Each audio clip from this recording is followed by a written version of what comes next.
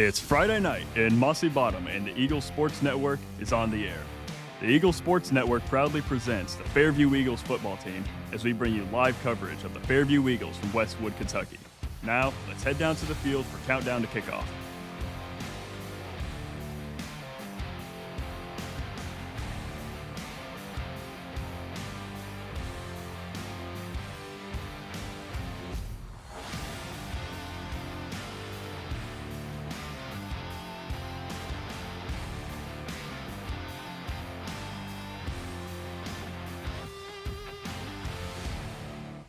And hello again, everybody. Thank you so much for tuning in to Fairview Eagles football here on the Eagles Sports Network. I'm Chauncey Griffith, and I'm joined by Mr. Craig McCormick, and we're so glad to have you along. Tonight we're live from Lexington, Kentucky. It's round one of the Class 1A 2025 UK Healthcare Sports Medicine State Football Finals, and your Fairview Eagles are on the road. They're ready to take on the Sayre Spartans. It's a cool 47 degrees here in the pregame, and the temperature is falling as we speak. The sun went down and it got cool quick, and it's football weather. That's the good news. We're excited to be bringing you all the action from here in Lexington, Kentucky, on the beautiful Sayre Athletic Complex. I tell you what, it is a sight to see, that's for sure. The Eagles coming into this one under head coach Alex Roy. They finished the regular season with an overall record of 5-5 on the year. They ended their season on a high note last week, 6 days ago in Mossy Bottom, with a big 48-7 win over Class 3A opponent, the Lewis County Lions, which happened to be the senior night for the Fairview Eagles. It was a very productive offensive night and a very special moment, not only for those seniors, but for junior running back Jace Murray, who ran for a total of 146 yards, and he officially became a 1,000-yard rusher on the year. And that, by the way, that's something that hasn't been done by a Fairview Eagle since 2017.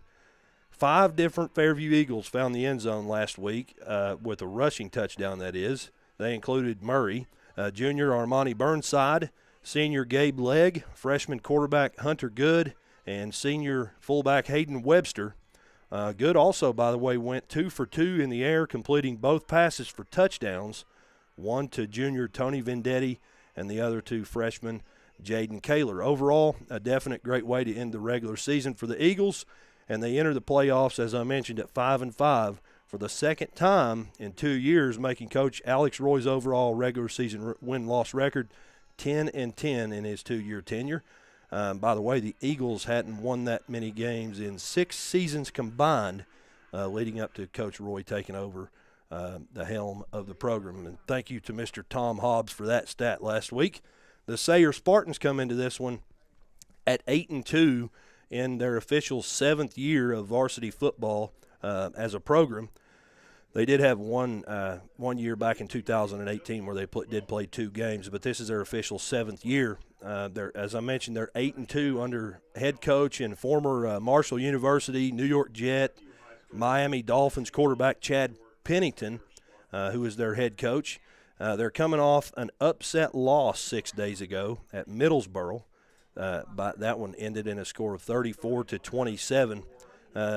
Sayre, by the way, we met them last year in the playoffs. They're the defending Class Single A state champions in the state of Kentucky, and they're a well-oiled machine this season, no question about it. After talking with Coach Pennington in the pregame, it's no secret they're a fundamental team.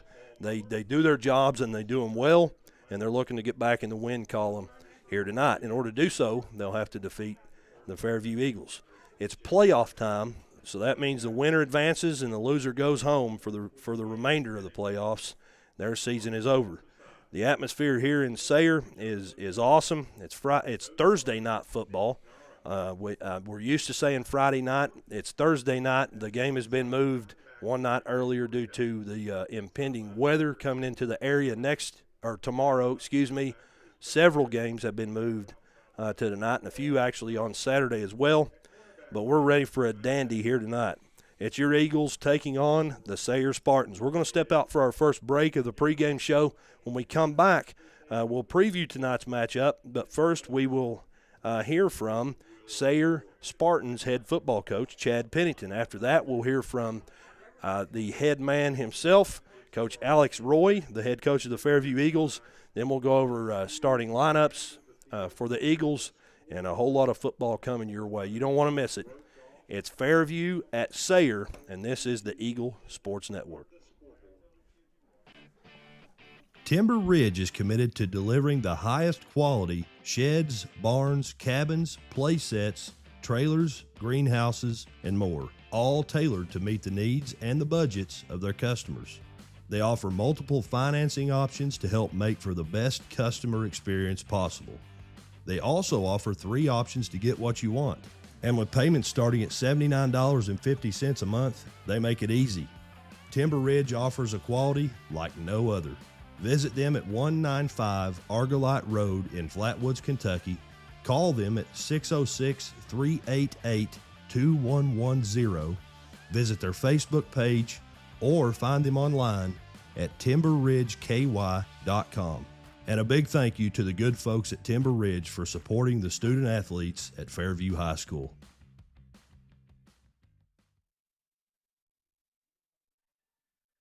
Back in Lexington, Kentucky, now we're now joined by Sayre head football coach Chad Pennington. Coach, first of all, thank you for giving us a little time here in the pregame. Absolutely. Thank you for having me. So, 8-2, coming off a loss last week. Talk about that. How's this week of practice looked? Well, we've had a good week of practice. We talked about, trying to improve fundamentally, trying to really take a critical look at the film and see where we can improve. We didn't accomplish any of our 3 goals last week, so we've got to really focus on those things. And so I felt like our practice tempo was good. And obviously, both teams are facing a little bit of adversity with the weather coming in tomorrow, so we're playing on Thursday. So we're trying to handle that as well. Sure. Well, obviously, I'm a radio guy from Ashland, so I've not seen Sayre play this year. But one thing I will say on paper, you guys seem kind of balanced offensively. What can we expect from you guys on that side of the ball? Yeah, we're definitely different than we have been in the past, and we are balanced offensively. We've been able to run the ball pretty effectively throughout the year.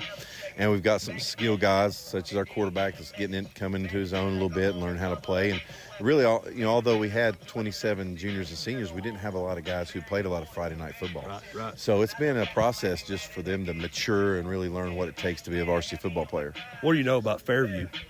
Well, I know Coach Roy's done a great job. He's a Marshall Herd brother of mine, and I'm really proud of what he's been able to accomplish this year. I mean, be able to get to 5-5 and work through all the ups and downs that all of us have to work through single A ball. I mean, it's tough, and football's not for the lighthearted. So he's done a great job. Staff's done a great job. So I'm proud of what they've been able to accomplish. Coach, one more question for you. I'll let you get back to your team. What are the keys to a win? Well, we're always going to make sure we're going to protect the football. Right. And I think every game is really, it's about controlling the line of scrimmage. And for us tonight, I want to see our guys align correctly, alignment, assignment, execution. Get aligned correctly, understand what your assignment is, communicate that, really talk on offense and defense, and then execute it. Amen. Thank you, Coach. You got it. Thank you. Back in just a moment with Fairview Eagles head football coach Alex Roy. Visit Home Builders Supply at 1560 Diedrich Boulevard in Flatwoods, Kentucky, your one-stop shop for everything for your home. They call it a whole home store for a reason. Find them on Facebook at Home Builders Supply LLC or give them a call at 606-388-2465 for all the kitchen, bathroom, flooring, and any other need you may have for your home. And they're open to the public. That's Home Builders Supply, 1560 Diedrich Boulevard, Flatwoods, Kentucky. And thank you to the folks at Home Builders Supply for their support of high school student athletes like the ones at Fairview High School.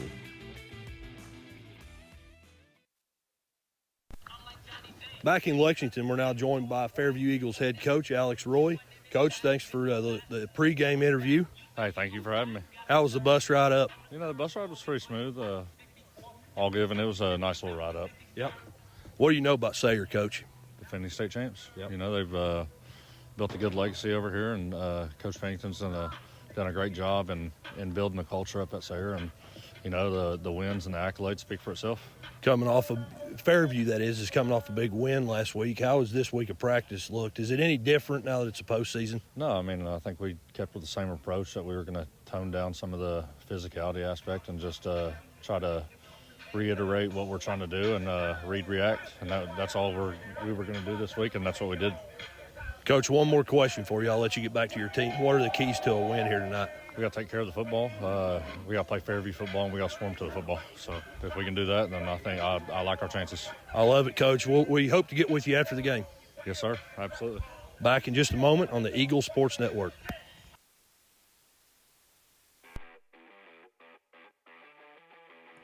The fine folks at Home Builder Supply, proud sponsors of Fairview Eagles Athletics, have opened a new store named HBS Furniture. It is located at 101 Kentucky Route 1, behind Super Quick. They offer wall-to-wall furniture, as well as many other unique home items that you'll love.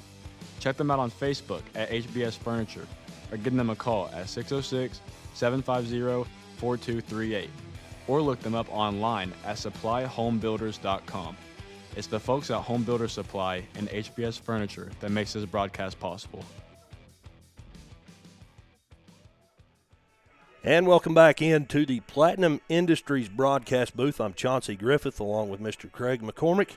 And, hey, we're glad to have you along. We're live from the campus of, the athletic complex, which is about 23 minutes away from the campus of Sayre High School here on the Sayre Athletic Complex. As you hear in the background, Sayre making their way out on the field. They've got one of the big inflatable Spartan helmets, blue and yellow, and Craig, what would you call that? It's not a smoke machine. I don't know, but they've got some blue and yellow smoke coming out of that thing, smoke bombs or something. I would say it's smoke bombs from fireworks, probably local firework company got them some smoke bombs to lay off, but it's blue and yellow. It's kind of cool. They're dandies, that's for sure. Hey, this is the overall in the history of Fairview and Sayre. This is the fourth matchup in history. Sayre leads the series at 3-0. We're going to step out and take a break for the playing of the national anthem. Back in a moment on the Eagle Sports Network. How can you measure the value of education-based athletics? Well, the value is in what makes it invaluable. That's because school sports aren't just about winning. They're about learning and growing. School sports aren't just about gaining trophies and accolades. They're about learning life lessons, bringing a whole community together, developing character and integrity, having coaches who mentor you, and teammates who become lifelong friends. And you can't put a price on any of that. That's what makes education-based athletics invaluable. Of course, when you participate in school sports, you want to win and become a better athlete, but the purpose is so much greater, becoming a better person. Support your local school sports programs. And if you have a student, encourage them to get involved. Brought to you by the Kentucky High School Athletic Association and the Kentucky Athletic Administrators Association.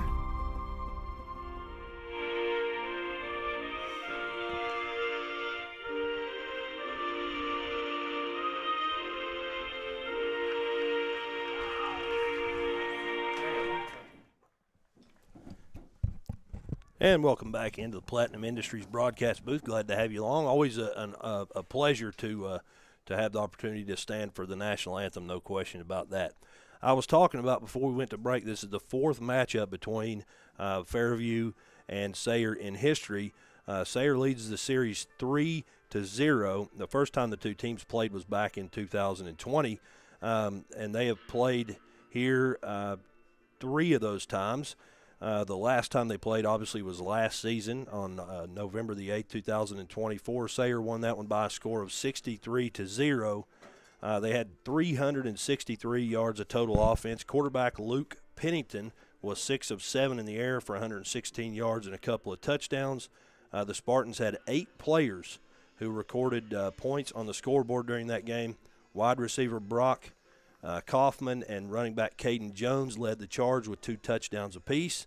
Jones is the only returner, though, from that bunch who contributed numbers last year, and he's the team's leading rusher this season, averaging 74 yards and a touchdown per contest. I mentioned there's Sayre head coach Chad Pennington. He's in his 7th year at the helm of the program. Grand total of 50 wins in his career. He's looking for his 51st win here tonight. He's 50-19 overall. He's 3-0 versus Fairview.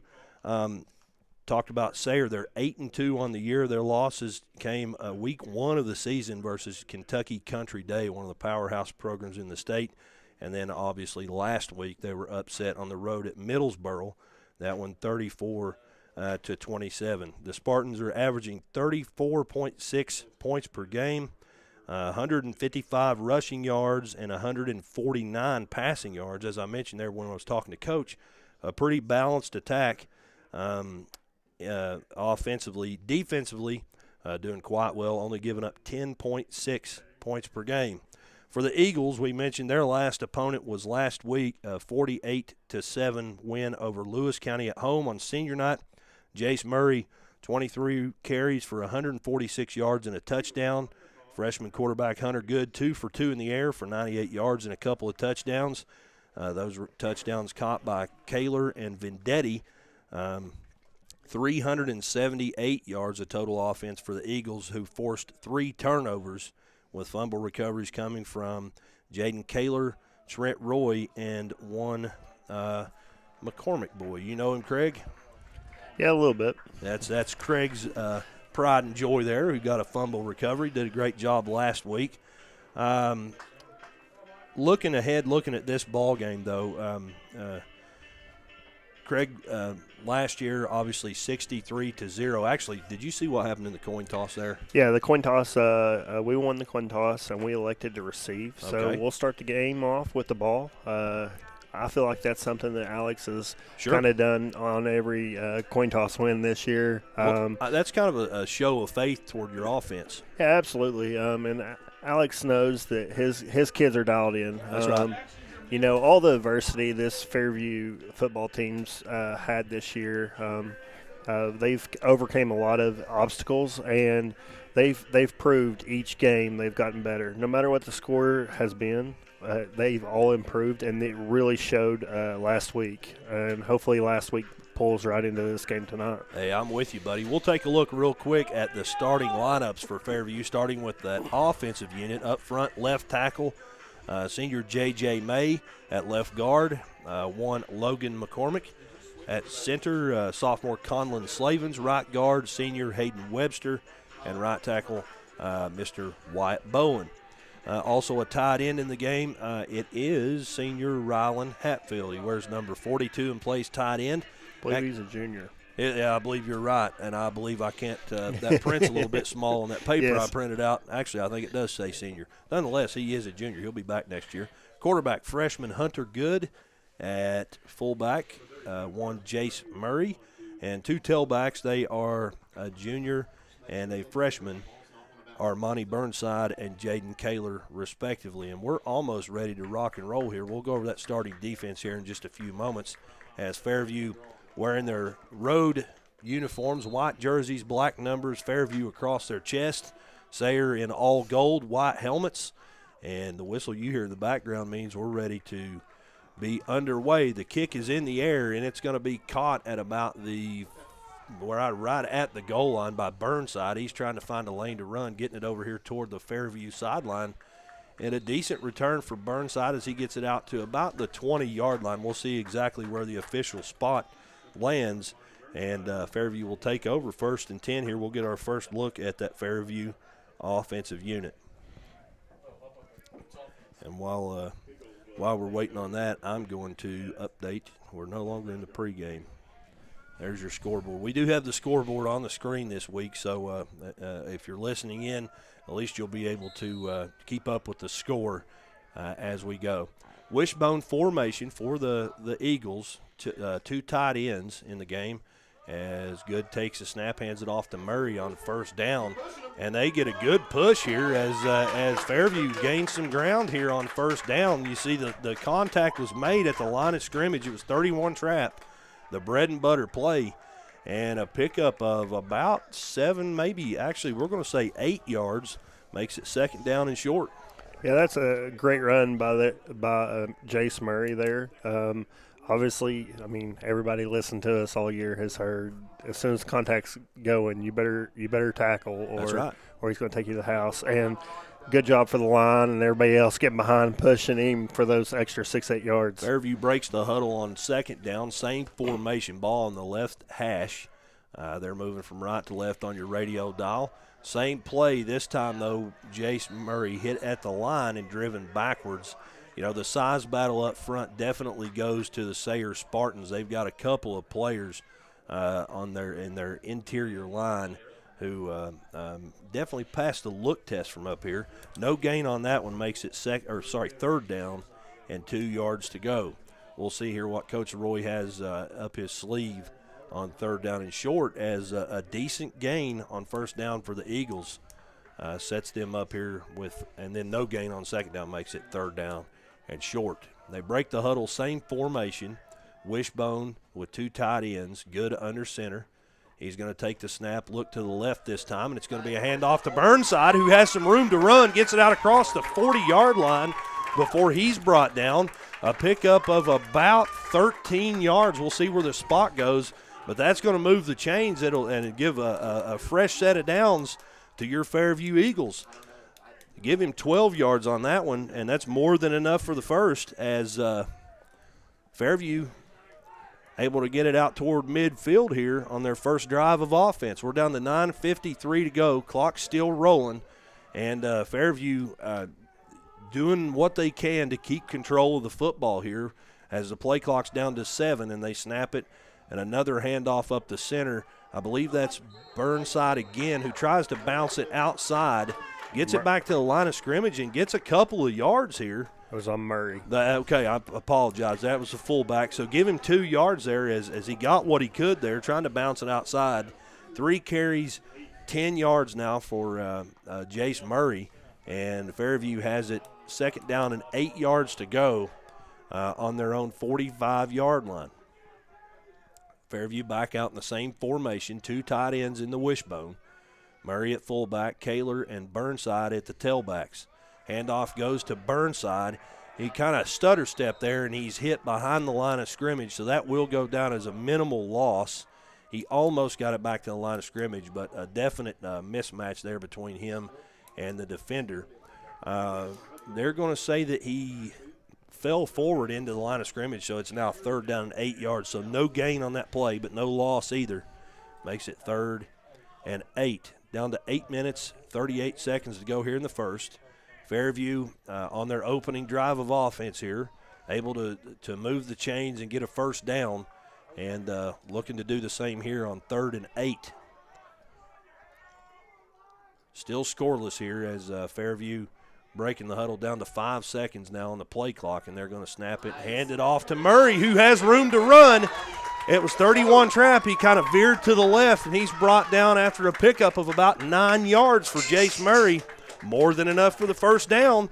That's first down number 2 on this drive. Fairview moving the chains. Down to 8:05. Clock still rolling here in the first. And, with a 2-hour bus drive, not a lot of fans able to come. But the ones who are here, buddy, they're pumped up down there. I can hear them. Yeah, you absolutely can hear the fans down there shouting out to the team. And you got to give a hats off to those linemen. They're facing a bigger squad tonight, but still playing their football. First and 10 on the Sayre 46-yard line. Same formation. Ball just almost to the left hash. It's going to be Murray who takes the ball up the middle, and he bounces outside with some room to run down the sideline. About a 17, 18-yard pickup before he's driven out of bounds. Murray with a spin move there to kind of bounce it outside and showing that he's got the ability not only to run it between the tackles, but to get it outside and find some green grass. Sorry, I got tongue-tied there. I was so excited. A 16-yard pickup for Jace Murray and another first down for the Eagles. That's the third one on this drive. Yeah, Chauncey, right there, they had him in the backfield, and he did that little spin, and he took it to the left side. That's exactly right, buddy. Everybody up here thought he was going to the house, including all the fans. And I would be remiss if I didn't mention the push that the left side of that offensive line got. On first down, another handoff. This one is going to go to Kaler, Is that Kaler? Yes, sir. And he does fall forward. There was a hole there, but it closed really quick. He got it back to the line of scrimmage, maybe a minimal gain. We'll say a pickup of 1 for Kaler on his first carry of the ball game. Makes it second down and 9 yards to go. Glad you could tune in with us here on this broadcast. As state playoff football, there's different regulations, and we were not able to broadcast video. However, more than happy to be here with you, bringing you the audio broadcast as your Fairview Eagles driving the football methodically down the field, just as their offense is designed to do. On 2nd down and 9, a handoff goes to Murray. He has a room to run. He gets it past the first level, and he's going to pick up about 4 yards as the defense closed in quick. You know, Coach Pennington mentioned in the pregame, actually I'm going to say that's about a 5-yard pickup as it's 3rd and 4 now. He mentioned in the pregame, Craig, that one thing they're focused on is fundamental football, doing their jobs. And one thing that you notice, even if there's an initial hole, they're closing in quick defensively. That's part of doing your job. Yeah, absolutely. They're doing their job, but you know, your Fairview Eagles coming out and taking care of the game. They're fired up, ready to play. They don't want to give up and go home with a loss tonight. 3 first downs on this drive. They have it 3rd and 4 now on the Sayre 23-yard line. Handoff goes to Murray. He's hit at the line and brought down by about 17 Sayre Spartans. I don't know how that worked because there's only 11 on the field. But he was one man in a sea of yellow there. He did still, though, fall forward for a pickup of a yard. 7 carries, 43 yards now for Jace Murray. And we're down to 5 minutes, 32 seconds here in the first. Still scoreless, and Fairview still with the football on the opening drive of this football game. You know, that's something to say a lot of accomplishments about from this year to last year. I believe last year we went 3 and out on the first drive, and Absolutely. We're making some progress here. Absolutely. Same formation on 4th down. It's going to be a handoff, and who has the football? It's stripped away and taken by Sayre. I'm not sure, Craig, who took the handoff there, but Caden Jones, the senior defensive back, came away with it. So Sayre will take over with the football deep in their own territory. It'll be 1st and 10 right about the 21-yard line for the Spartans. Did you see who had the football there? I believe Murray had the football there. There was a huge conglomeration in the middle of the field, and Jones came squirting out. We're going to get our first look here at the Sayre offense now as Fairview with a successful drive, however, not able to convert in the end as quarterback Gage Pennington, the junior, takes a snap out of the shotgun, hands it to Caden Jones off the edge, and he's off to the races. He's going to bend it back across the field out to about the 32-yard line, so about a 13-yard pickup. I'll tell you what, though, he ran about 40 yards to pick up 13 as the play was a jet play designed to go to the right, ran it up the sideline, then bent it back across the field, and that's where the ball is spotted, right in the middle of the field for the Spartans. Defensively for the Fairview Eagles, starters look like this. Up front, the interior linemen White, Bowen, Logan, McCormick at nose, and Webster at tackle. 2 defensive ends are outside linebackers, Rylan Hatfield and Gabe Legg, and we'll go over the remainder of those here in just a moment. Misdirection, handoff play. Caden Jones takes the handoff, kind of a reverse play there, a counter reverse. Another jet play. This time, though, the Fairview defense there, Hayden Webster kind of led the charge and brought him down after a pickup of about 4 yards for Caden Jones. He has both carries so far for a total of 17 yards for that Sayre offense. Linebackers for Fairview are Bryson Clutters and Jace Murray. 2 cornerbacks, Tony Vendetti and Armani Burnside. Strong safety, Hunter Good. Free safety, Jaden Kaler. 2 receivers to the left, 1 to the right, and a tight end to the right as well as Gage Pennington takes it and rolls out and finds his man in the flats. That's Jesse Nance who makes the catch. Not enough for the first down, though, as they needed 6. They got 5. So 1 completion for Pennington, and Nance with his first catch of the ball game. You know, Chauncey, they're probably going to come back out with that jet sweep again. The first 2 plays of the game has been that jet sweep. You got that right. I hear the coaches out down there talking to the field, telling them watch the ball. And it's probably coming this way. Well, 3rd and short. They've got it 3rd and 1 here on their own 47. A lot of times, you know, as a football coach, hey, snap count. Watch the football. Don't move until they move the football. So on 3rd and 1, we've got a couple of receivers to the left and then a motion from the 1 receiver from left to right, and a whistle blows as Pennington takes the shotgun snap. We're going to see we've got delay of game called against Sayre, so that's a positive right there. Fairview able to get some breathing room here. It goes from 3rd and 1 to 3rd and 6 now as Sayre goes back into their huddle, and it looks like they're getting a new play call there. They've got the wristbands, so they get the signal from the sideline. Quarterback gets the call, calls it in the huddle. Yeah, that was great defensive discipline there to not get that offsides, because that's what they were shooting for. 3 receivers to the right-hand side now as Pennington back in the gun. A receiver to his right. He's going to drop back and look downfield to throw. Has his guy. It's caught at about the 45-yard line, 46 of Fairview. Brought down, though, immediately as he makes the catch. That was Jackson Stewart, the team's leading receiver. So a pickup of more than enough for the first. They needed 6, and I believe they got – how many, Craig? Ball's on the 46, so they got about 11 yards there. 11 or 12. Yeah.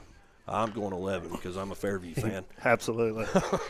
I'm a Chad Pennington fan too, but I'm a Fairview fan tonight, baby. Same formation, 2 or 3 receivers to the left, and a handoff up the middle to Jones. He's hit at the line, and great pursuit there by several Fairview defenders. I saw Devin Gibson in there. I'm trying to get a number on who that was who initiated that. I think that was Murray who initiated the contact. It'll go down as no gain for Caden Jones. Make it 2nd down and 10 yards to go as we're down to 1:41 seconds here in the first. Clock still rolling, and we're scoreless from the Sayre Athletic Complex as Fairview on their opening drive of offense, able to get 3 first downs methodically down the field, but not able to convert on the scoreboard. On 2nd down, Pennington rolls out, has a guy open over in the flats over on the far sideline, but overthrows him, incomplete, makes it 3rd down and 10 yards to go. You know, Chauncey, that's a huge defensive stop there on 3rd down, 3rd and 10. They had a pass there right up the middle. If he would have caught it, it would have been good for a 1st down, but that was a great job by the defense. Sure. Doing their assignments, and you can hear the players out there talking to each other, just cheering each other up. That's right. A good atmosphere down on this Fairview sideline. This time we're in the shotgun, 2 receivers to the left, a wing back to the right who's going to go from right to left in motion. That's John Luke Minner. Pennington takes a snap. It's kind of the same play, and the ball's knocked out as the intended receiver there, Jackson Stewart, had the ball in his hands, but he's hit hard from behind by, I believe that was Tony Vendetti who initiated that contact. Ball falls loose, goes down and it's as an incomplete pass. And, folks, we've got 4th down and 10 yards to go. Clock stopped at 1:17 seconds to go here in the first, and we're scoreless between the Fairview Eagles and the defending state champion, Sayre Spartans. Yes, Chauncey. You know, this is a great atmosphere, as you said. For the first time tonight, you've seen the players on the sidelines hopped up, so it's exciting football. Sayre hurries to the line for 4th down. A shotgun snap goes to Pennington. He's going to drop back to throw, and it is caught at the 30-yard line. That is Paul Miller with his first catch of the ball game. They get it right out actually to the 29-yard line, so a 17-yard pickup there. Will move the chains for the Sayre Spartans. Pennington now 3 of 5 in the air for a grand total of 33 yards, and it's 1st and 10 Sayre from the Fairview 29-yard line. We're still scoreless as we're down to 48 seconds to go here in the first. Jones goes in motion out of the backfield, lines up at slot receiver on the left, and as Pennington takes the shotgun snap, it's an empty backfield at this point. We do have a whistle blown, and we're going to wait and see. Timeout Fairview. So with 42 seconds to go here in the first, we're scoreless from Sayre, and we're back in a moment on the Eagle Sports Network. The fine folks at Home Builder Supply, proud sponsors of Fairview Eagles Athletics, have opened a new store named HBS Furniture. It is located at 101 Kentucky Route 1, behind Super Quick. They offer wall-to-wall furniture, as well as many other unique home items that you'll love. Check them out on Facebook at HBS Furniture, or give them a call at 606-750-4238, or look them up online at supplyhomebuilders.com. It's the folks at Home Builder Supply and HBS Furniture that makes this broadcast possible. Welcome back into the Platinum Industries broadcast booth. Glad to have you along. 42 seconds to go in the first period of play. Fairview and Sayre are scoreless. Sayre has the football, 1st and 10 on the Fairview 29-yard line. They come out of the Fairview timeout with one back in the backfield. It's Jones, a wing back to the right. Ball's on the right hash, and the wing back's going to go back into motion and put two receivers to the left as Pennington takes the snap under a little pressure, so he's going to take off, and he gets enough for the first down and slides down at about the 15-yard line. Make sure that's exactly where they're going to spot it out before I tell you how many yards he gained. It's on the 16, so a pickup of about 13 yards for Pennington.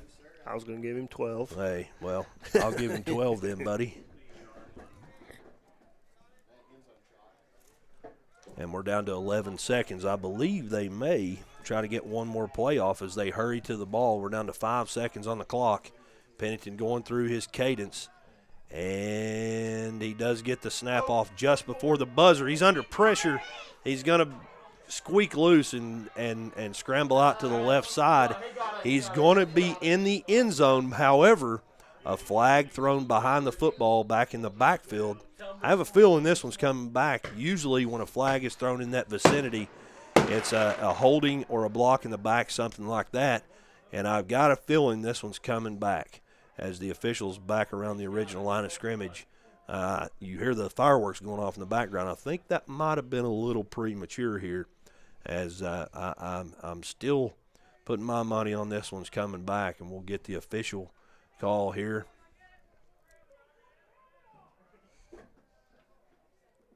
Waiting to see here as the head official comes back over. No indication yet. I guess I'm wrong as the PAT team comes out. It's going to be a 16-yard touchdown run by.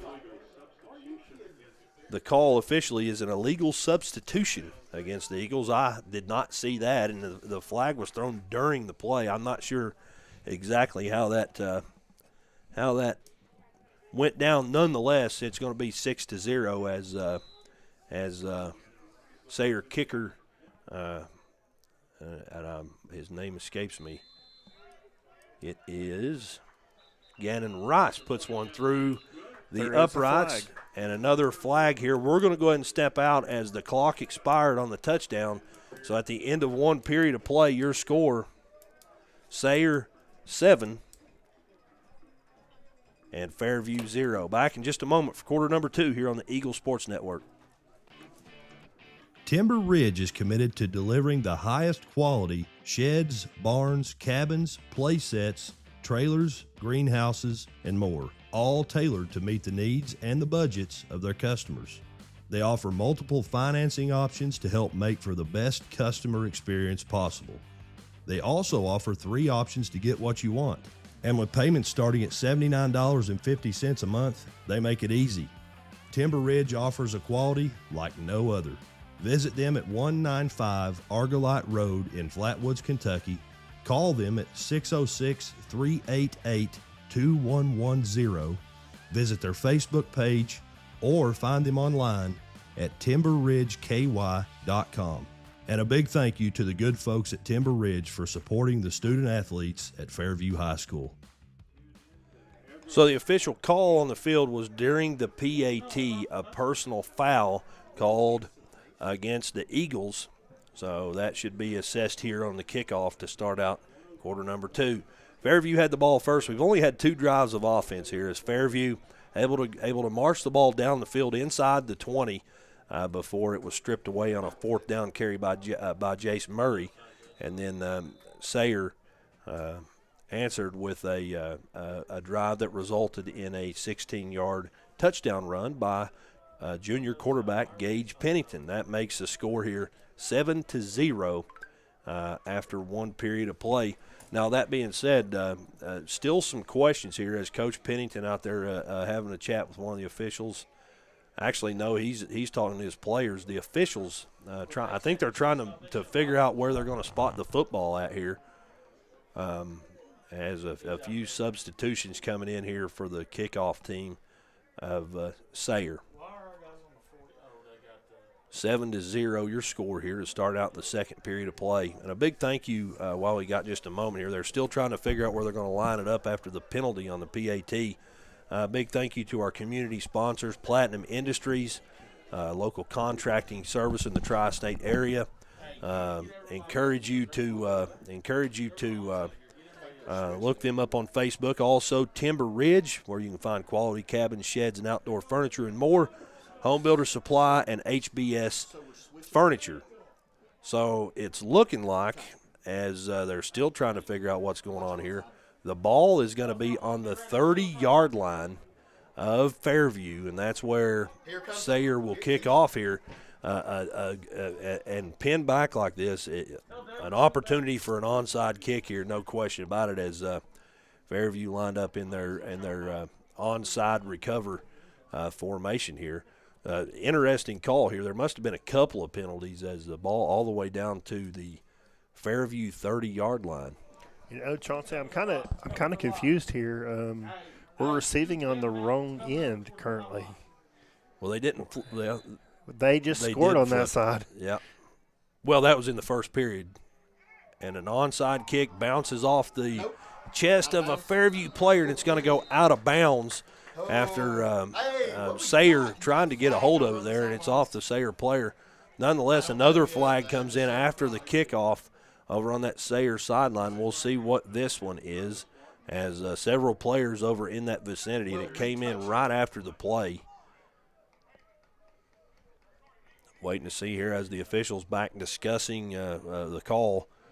7-0 your score, 11:57 to go here in the second period of play, as a couple of they're waving the flag off, so no penalty, and it'll be Fairview football, 1st and 10, I believe, from about the 16-yard line. It's kind of hard to see over here, isn't it, Craig? Exactly what I'm kind of going off the scoreboard some too, where they have it spotted. But I believe it's on the no, it's better than that. It's the 24-yard line. So Fairview is going to take over here. That's where the football was knocked out of bounds. No one had possession of it on the kickoff. So here we go, wishbone formation, two tight ends, ball on the left hash. Fairview with it, 1st and 10 on their own 24. Hunter Good under center, goes through the cadence, hands it off on 1st down, and fighting for yards. And forward progression is going to get him out to about the 29-yard line. So a 5-yard pickup there. That was Jace Murray on the carry. And they picked him up, and his feet were still moving, buddy. Yeah, that's something you see every night when Jace is playing. On that kickoff, I think the line judge over there thought that the ball went out of bounds without us touching, so that's the reason why they waved it off, because we did touch it first. Then there you go. It kind of fumbled off based off what talking to the coaches up here. I'm with you. Down to 11:15 to go in the second. Fairview with it, 2nd down, 5 yards to go here. Ball on their own 29. Wishbone formation. And Good's going to sprint out the pass to his right-hand side, and it's going to be caught on the run by Tony Vendetti. No, I'm sorry, that's Armani Burnside out of the backfield, and he has enough for the 1st down. First, we've not seen very many passes, let alone a sprint-out pass. A beautiful ball here from Good, caught by Burnside right at the 30-yard line, and no, I'm sorry, right at the 35-yard line. So a 6-yard pickup there on the pass, and the freshman quarterback showing some signs of good things ahead for the Eagles. Yeah, absolutely, he is. And, you know, that's something we've talked about all year. He's just getting comfortable in the quarterback position. Right. And you can see there he is getting a lot comfortable. Ball on the right hash, same formation. This time Sayre with several players walked up to the line showing signs of pressure. However, Murray able to shake off one would-be tackler at the line, picks up a decent gain here on 1st down. I'm going to say that's a 4 or 5 yard pickup. We'll see exactly where it's spotted at here. We're going to say 4 yards on the carry makes it 2nd down and 6 yards to go. Murray now with 9 carries, 52 yards here tonight, and we're down under 10 minutes to go in the second as your score Sayre 7, Fairview 0. That may have actually been a 3 yard pickup, but it's a long 3, so we're going to round up, right, buddy? Yeah, I would say a good 4. Yeah, absolutely. Based off this spot. Same formation, no pressure shown this time pre-snap, and a toss goes to Burnside, and he is gobbled up in the backfield for a loss of a few. He kind of heard footsteps there. A minimal loss, I tell you, only a loss of about 2 yards. Actually, they're moving it, loss of 3 for Armani Burnside. He kind of heard footsteps there and several players in pursuit trying to find a lane to run in and just nothing doing there. 3rd down and 9 yards to go now for the Eagles. Down to 9 minutes to go before the half, and Fairview looking to convert. They had 3 first downs on their first drive of offense, got it down inside the red zone. We'll see what they've got here on 3rd and 9.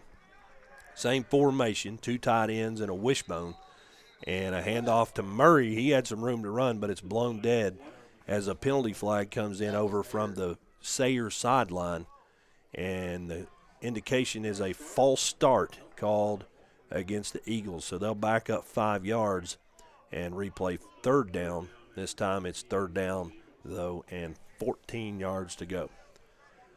They have the ball on their own 36-yard line. No, I'm sorry, the 31-yard line now. They backed them up 5, and we'll see exactly what they come out of the huddle with here. As 3rd and 14 kind of changes your play call, I would think. We'll see.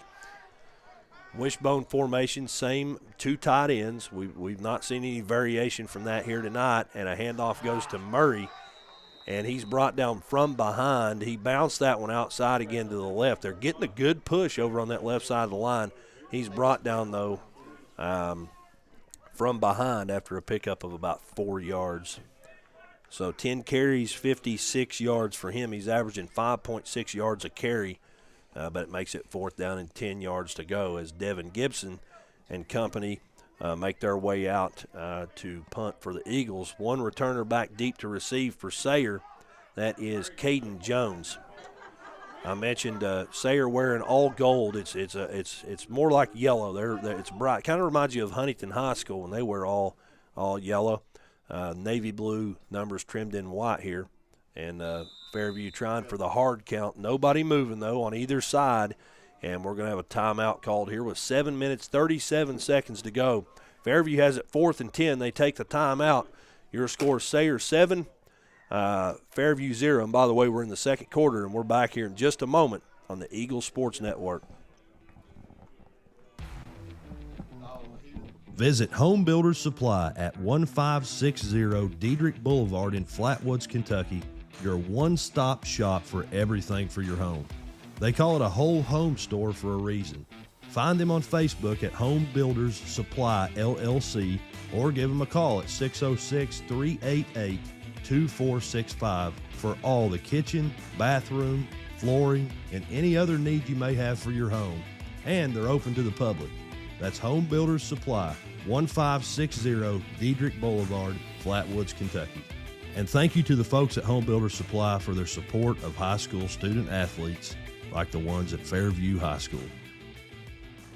And we're back here in the Platinum Industries broadcast booth. My esteemed broadcast partner pointed out to me that I said your Sayre Eagles. No. Your Fairview Eagles trail 7-0 here. And make no bones about it. We're Fairview all the way up here, buddy.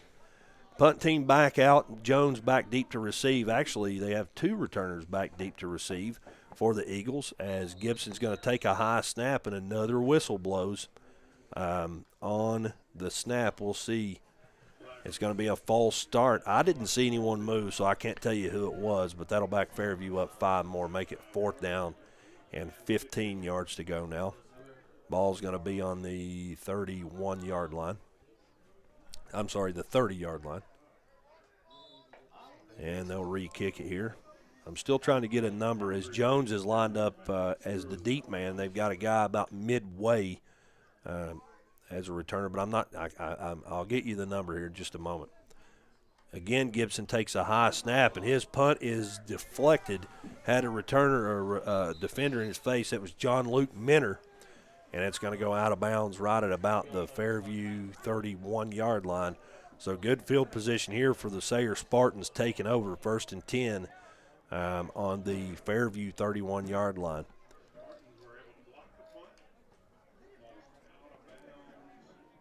Fairview, as I mentioned, coming into this one at 5-5. Several positives over this past season, Craig. 10 wins over 2 regular seasons. That's huge, number one. Also, the first 1,000-yard rusher for the Eagles in 8 years. Yeah. And the first team to rush for 2,000 yards in 8 years as well. That's a big deal. Yeah, it's a huge deal. And, tonight I think you got him unofficially 56 yards already. That's right. As Sayre makes their way out in the shotgun, Pennington's going to take the snap, fake a handoff, and sprint out to his right, and rockets one over into the flats, and it's off the fingertips of – that is Hudson Ward. It falls incomplete. He had his guy. He was right there about 10 yards from Pennington, about I would say about 5 yards off the ball. But I'll tell you what, he got it to him in a hurry, and it was off his fingertips, incomplete. Yeah, I think Pennington there wanted to run the ball. He figured that we'd go cover all the passes, and we had a great pursuit there after Pennington, and then he had to make a quick decision to make that pass. There you go. Shotgun formation. We've got 2 receivers to the short side of the field. One of them's going to go in motion from left to right and take a toss. That is Emmanuel Arms off to the races, and he's going to be brought down after a decent pickup here. I believe he's going to be close to the first down. We'll see exactly where the snap is. Emmanuel Arms, the ball carrier, and it's going to be 3rd down after a pickup of 9 yards. They're going to give it to him. Okay, yeah, they just changed it, didn't they? Emmanuel Arms with his first ball carry of the game. So a 10-yard pickup for him makes it 1st down and 10 yards to go as the Sayre Spartans have the ball 1st and 10 on the Fairview 20. Fake handoff again, and a wide receiver wide open in the middle of the field. I believe that's Stewart, and he is, I don't see an indication yet. There it is, touchdown as he's hit at the goal line and goes down, falls forward though after a 20-yard touchdown catch for the Sayre Spartans. With 6:41 to go now, your score, Sayre 13, Fairview 0, and PAT team on trying to add on one more. Gannon Rice has missed 1 PAT all season, and he's kicked about 40 of them. So a decent kicker there as that one's up, and it is good. So with 6:41 to go, you're in the second period. Your score, Sayre 14, Fairview 0. Back in a moment. It's Fairview football when we come back on the Eagle Sports Network.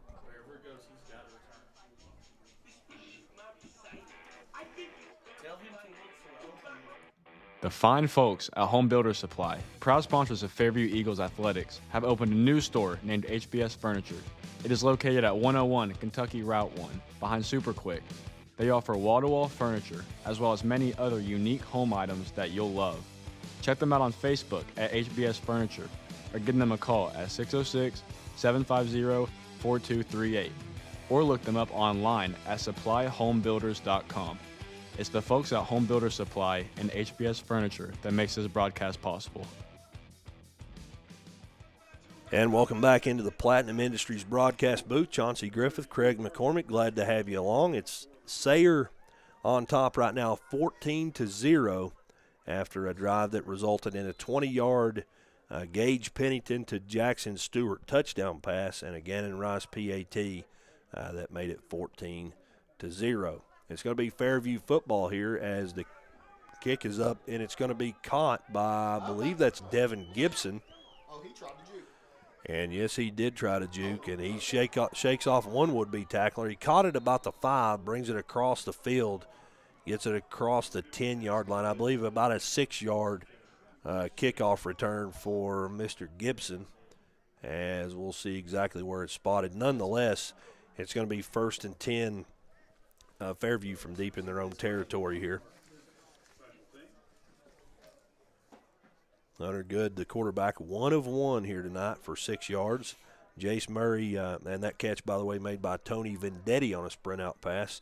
Jace Murray, 10 carries, 56 yards. Armani Burnside has 3 carries for 9 yards. And Jaden Kaler with 1 carry for 1 yard as well. 6:32 to go before the half. Fairview has it 1st and 10 on their own 12-yard line. And here we go. Double tight wing T formation. Burnside takes the takes the handoff. And I tell you what, he's still going as Fairview doing a good job pushing the pile. The second effort there as the initial contact made about 3 yards off the football. But it's going to go down as a gain of about 8, maybe 9 yards. Give him 9 as he's about half a yard shy of the first down marker. Burnside there and his teammates with the second effort there make that one look pretty good. We're down under 6 minutes to go here in the half as Sayre leads Fairview 14-0. Fairview with the football, 2nd and 1 on their own 22-yard line, according to the scoreboard. Same formation, double tight wing T. Hunter Good under center is going to take the snap. And not sure what happened there. I think that was a miscommunication as Good has the football. He tried to sprint out there, but he's slung down by the shoulder pads. It looked like that the coach is wanting a horse collar call, and I could have seen it there as nonetheless no flag called there and a loss of about 6 yards for Hunter Good. Makes it actually a loss of about 5 yards, we'll say. 3rd down and about 3 yards to go. Fairview, same formation here. Double tight wing T. Good under center. He's going to take the snap. This time he's going to hand it off to the second back through. And nowhere to go for Burnside, as I think he did get a gain of a yard or a couple of yards. Actually give him about 4 yards now as it's 4th down and 2 yards to go. Well, scratch that. They moved it back. It's 4th down and about 5 yards to go. So a gain of a couple for Burnside. And we're going to see the punt team back out as the ball on the Fairview 18-yard line. Devin Gibson and company going to try to help out the defense here a little bit and not give it to God bless it. them deep in their own territory. Nonetheless, a high snap goes over the head of Gibson. He goes back into the end zone and picks it up, and that's where he's going to be brought down for a safety. So 2 points go to Sayre on that safety. Makes it 16-0 with 3:53 to go before the half. It'll be, Greg, I had you turned down, buddy. There you go. I apologize for that one. Yeah, that was a bad snap. That was a very bad snap. Very bad snap, and then Devin got it there in the end zone. Should have took a big kick, or at least tried to throw the ball, maybe try to throw it out to somebody. Sure. Kind of picked it up and didn't know where to go from there. Yeah, didn't want to give him 2 points, but it's a mistake that's happened, and let's just move on and play Fairview football with 3:53 to go in the half, trailing 16-0. And I have no clue. I thought as you mentioned, there's 3:53 to go in the first half, and Sayre going to get another crack at it here offensively. They'll take over here after the kickoff after the safety. Again, your score 16-0. And it's going to be Sayre football here. Devin Gibson and company. The kickoff team out to try to put this one as deep into Sayre territory as they can get it. And here we go. I don't think we are. Gibson's kick is a low line drive kick. It's going to be caught by Jones at about the 41. He's got a lot of room to run, gets it out to the middle of the field and has a lane to run through, and he is off to the races down to the 10, 5, touchdown. However, I do see a flag on the field, actually. Did she just pick that up? Nope, it's still there. She picked up a ball marker. Nonetheless, we've got a flag thrown on the field, so we're going to wait and see here what the indication is as both coaching staffs out on the field. That if that stands, that's a 59-yard kickoff return by Sayre's Caden Jones as the officials out to discuss the penalty flag here.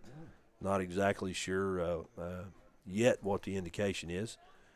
There we go. We're going to get an indication from the head official. Nope, he's going to turn back around and talk to the side judge there who threw the flag. And here we go. We've got a holding called against Sayre. So the touchdown is no good. That'll back them way up and toward midfield anyway. So a huge break there for the Eagles, right, Craig? Yeah, absolutely. That's a huge break for us to be able to keep them out of the end zone because they did get a kickoff return. But now Coach Seth Cottle, you can see it down there that he's fired up for his team. Feeling like, the officiating's not going both ways. And, Seth's always going to be there and back his own team. If you can guarantee one thing, it's that, buddy. Ball's going to be all the way back on the 40, so the holding occurred somewhere on the return right about the 30-yard line. And Sayre's going to take over 1st and 10 from the Fairview 40-yard line. 3:42 on the clock here before the half as Pennington in an empty backfield after Jones motions out to slot receiver to the right. He's looking downfield to throw under some pressure, forced to run, and a great job there by the Fairview defensive unit. He's brought down about a yard shy in the backfield. He stepped up into the pocket and took off, and he's hit hard, and that's going to go down as a loss of 1 yard for the quarterback. Gibson gets up favoring his arm, and he's taken out of the ball game. In goes Bryson Clutters, the freshman. Same formation here, a 2-by-2 set. Jones stays in the backfield this time, though, as Pennington sprints out to the right side to pass. Has his guy. That's going to be Paul Miller over on the sideline, and he catches it and gains a couple of yards. It's going to be close. I think that's going to go down as a 10-yard pickup for Paul Miller. His second catch of the ball game. And that'll move the chain. So a 10-yard pickup there gets it down to the 29-yard line. That's where Sayre will continue this drive 1st and 10. Same formation. This time Jones is going to sprint out, motion out to the right side to play slot receiver, the number 3 receiver. And the whistle you hear in the background is blown pre-snap. We've got a timeout called by Fairview with 2.5 to go before the half.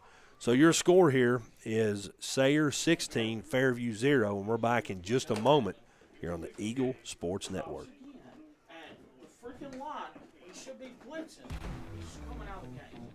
Visit Home Builders Supply at 1560 Diedrich Boulevard in Flatwoods, Kentucky, your one-stop shop for everything for your home.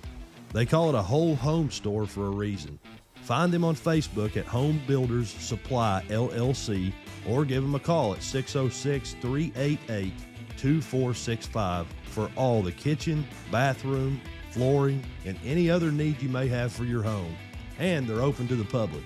That's Home Builders Supply, 1560 Diedrich Boulevard, Flatwoods, Kentucky. And thank you to the folks at Home Builders Supply for their support of high school student athletes like the ones at Fairview High School. Back in Lexington, glad to have you along. It's Sayre 16, Fairview 0, and Sayre has the football 1st and 10 on the Fairview 29-yard line. The whistle you hear means we're ready to roll here. Got motion from right to left from the wing back as Pennington in the gun is going to fake a handoff, and then a little bubble route goes to that wing back, John Luke Minner, but it's out of his reach. It falls incomplete and makes it 2nd down and 10 yards to go. Clock stopped now with 2 minutes, 25 seconds to go before the half. Plenty of football left to be played before halftime, as especially if incomplete passes keep happening, right, Craig?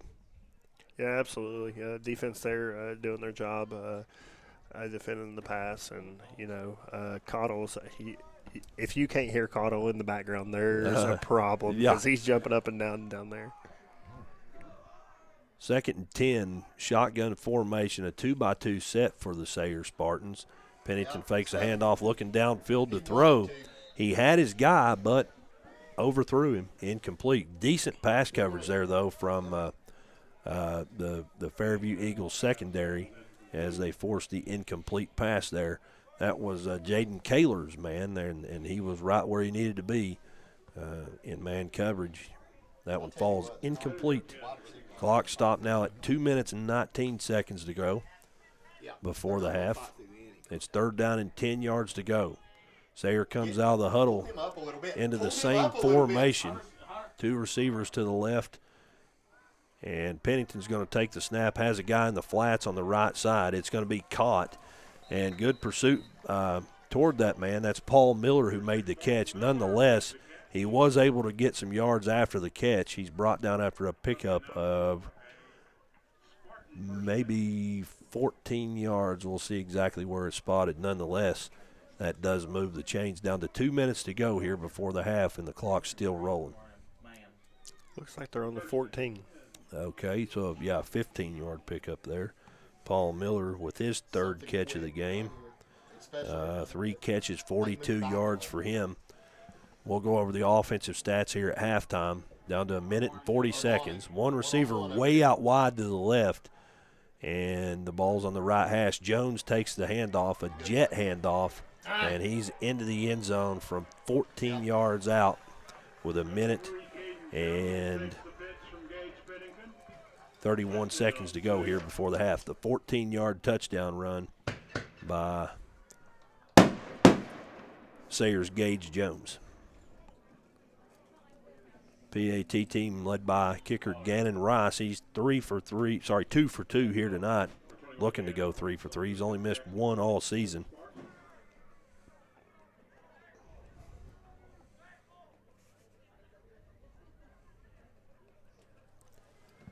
And some, players running on late here as there's the whistle, and we're ready to resume action here for the point after attempt. The kick is up, and that was going to split the uprights. It's good. That makes your score with 1 minute 31 seconds to go before the half. Sayre 23, Fairview 0, and we're back in a moment. Fairview Eagle football with 1.5 minutes to go before halftime here on the Eagle Sports Network.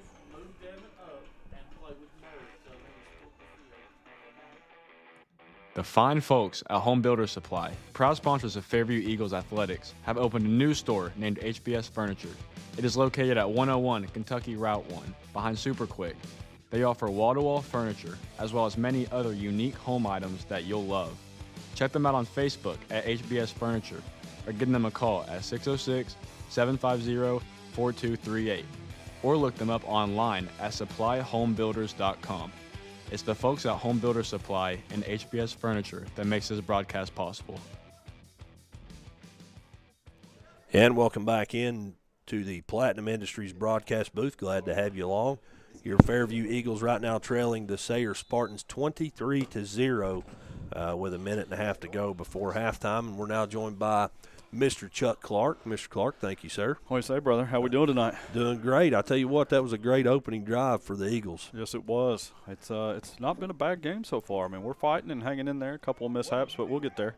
And Burnside's going to take the handoff at about the 3-yard line. He's got some room to run down his own sideline. A great block there from Jace Murray, gets it all the way out across the 30. He's forced out of bounds or knocked out of bounds at about the 31-yard line. So great return there, buddy. Nice hurdle, too, there at the end the run. Yes, sir. Burnside, he shows some signs, buddy. He's an athlete. Yeah, he is. And, that's one of the things I've enjoyed about watching this team this year. When we get down, we don't quit fighting. They're pushing through, and they're fighting as hard as they can fight. That's right. Every down. That's a program mentality thing, I think, Mr. Clark. They've been building on it the last 2 years. I got some other numbers there we can talk about at halftime that Alex sent me that we've been looking at too. So yes, I'd love to talk about that. First and 10 for Fairview from their own 31-yard line, and the whistle you hear there looks like a timeout may be called by Sayre. We'll double-check before we go to break. Yep, timeout Sayre. Minute 23 seconds to go before halftime. Back in just a moment on the Eagle Sports Network. Visit Home Builders Supply at 1560 Diedrich Boulevard in Flatwoods, Kentucky, your one-stop shop for everything for your home. They call it a whole home store for a reason. Find them on Facebook at Home Builders Supply LLC or give them a call at 606-388-2465 for all the kitchen, bathroom, flooring, and any other need you may have for your home. And they're open to the public. That's Home Builders Supply, 1560 Diedrich Boulevard, Flatwoods, Kentucky. And thank you to the folks at Home Builders Supply for their support of high school student athletes like the ones at Fairview High School. And it's first and 10 Fairview from their own 31-yard line after the Sayre timeout. Same formation. And who has the football? A handoff goes to somebody. Is that Murray? Nope, that was Jaden Kaler who picked up about 4 yards. His second carry of the ball game. 2 carries, 5 yards for him combined. And Fairview back in their huddle with a minute to go. Clock still rolling here.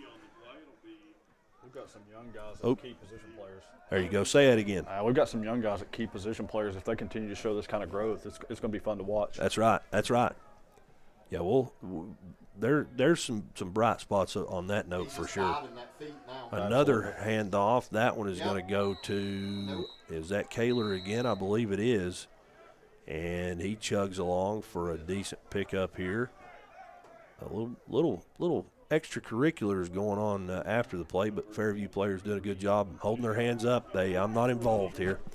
That's a pickup of about 2 more, something like that, and we've got another timeout called on the field, Mr. Clark. We'll keep it right here, though, with 35 seconds to go before the half. Chauncey, that's another thing I've noticed this year, too, is we're not retaliating when plays don't go our way. You know, we're not getting involved in the extracurricular stuff this year like we did last year. It's a big growth point for us, and keeping composure and not doing stupid things to be penalized and dig ourselves some holes. So that makes it a little easier to move the ball a little bit, too. I think that's not just something that comes with age. That's not just something that comes with time. That's something that's instilled. Maturity, discipline, mental toughness. That's right. Discipline. Yeah, that's the word. Yeah. Hey, if we get this and I don't think it's any stretch to say that in years past, maybe right there in that situation, you might have seen a little bit of back and forth. Absolutely.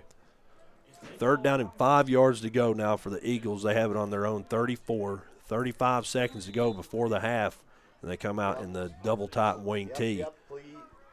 Hunter Good under center. Going to hand it off to Murray this time. He's trying to bounce it outside. Hit at the line, though.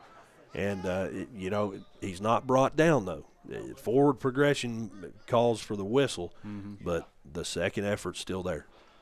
That young man keeps his legs churning, too. He don't stop when the first guy makes a shot on him. He just keeps right on pushing. That's exactly right. A pickup of 2, maybe 3 yards on that one, and it was all second effort. We've got another timeout called on the field. I'm not sure. I'm assuming that was Sayre who called that timeout. We'll keep it right here, though. Yeah, I think they're trying to get a little extra clock time here right before the half. I think you're right.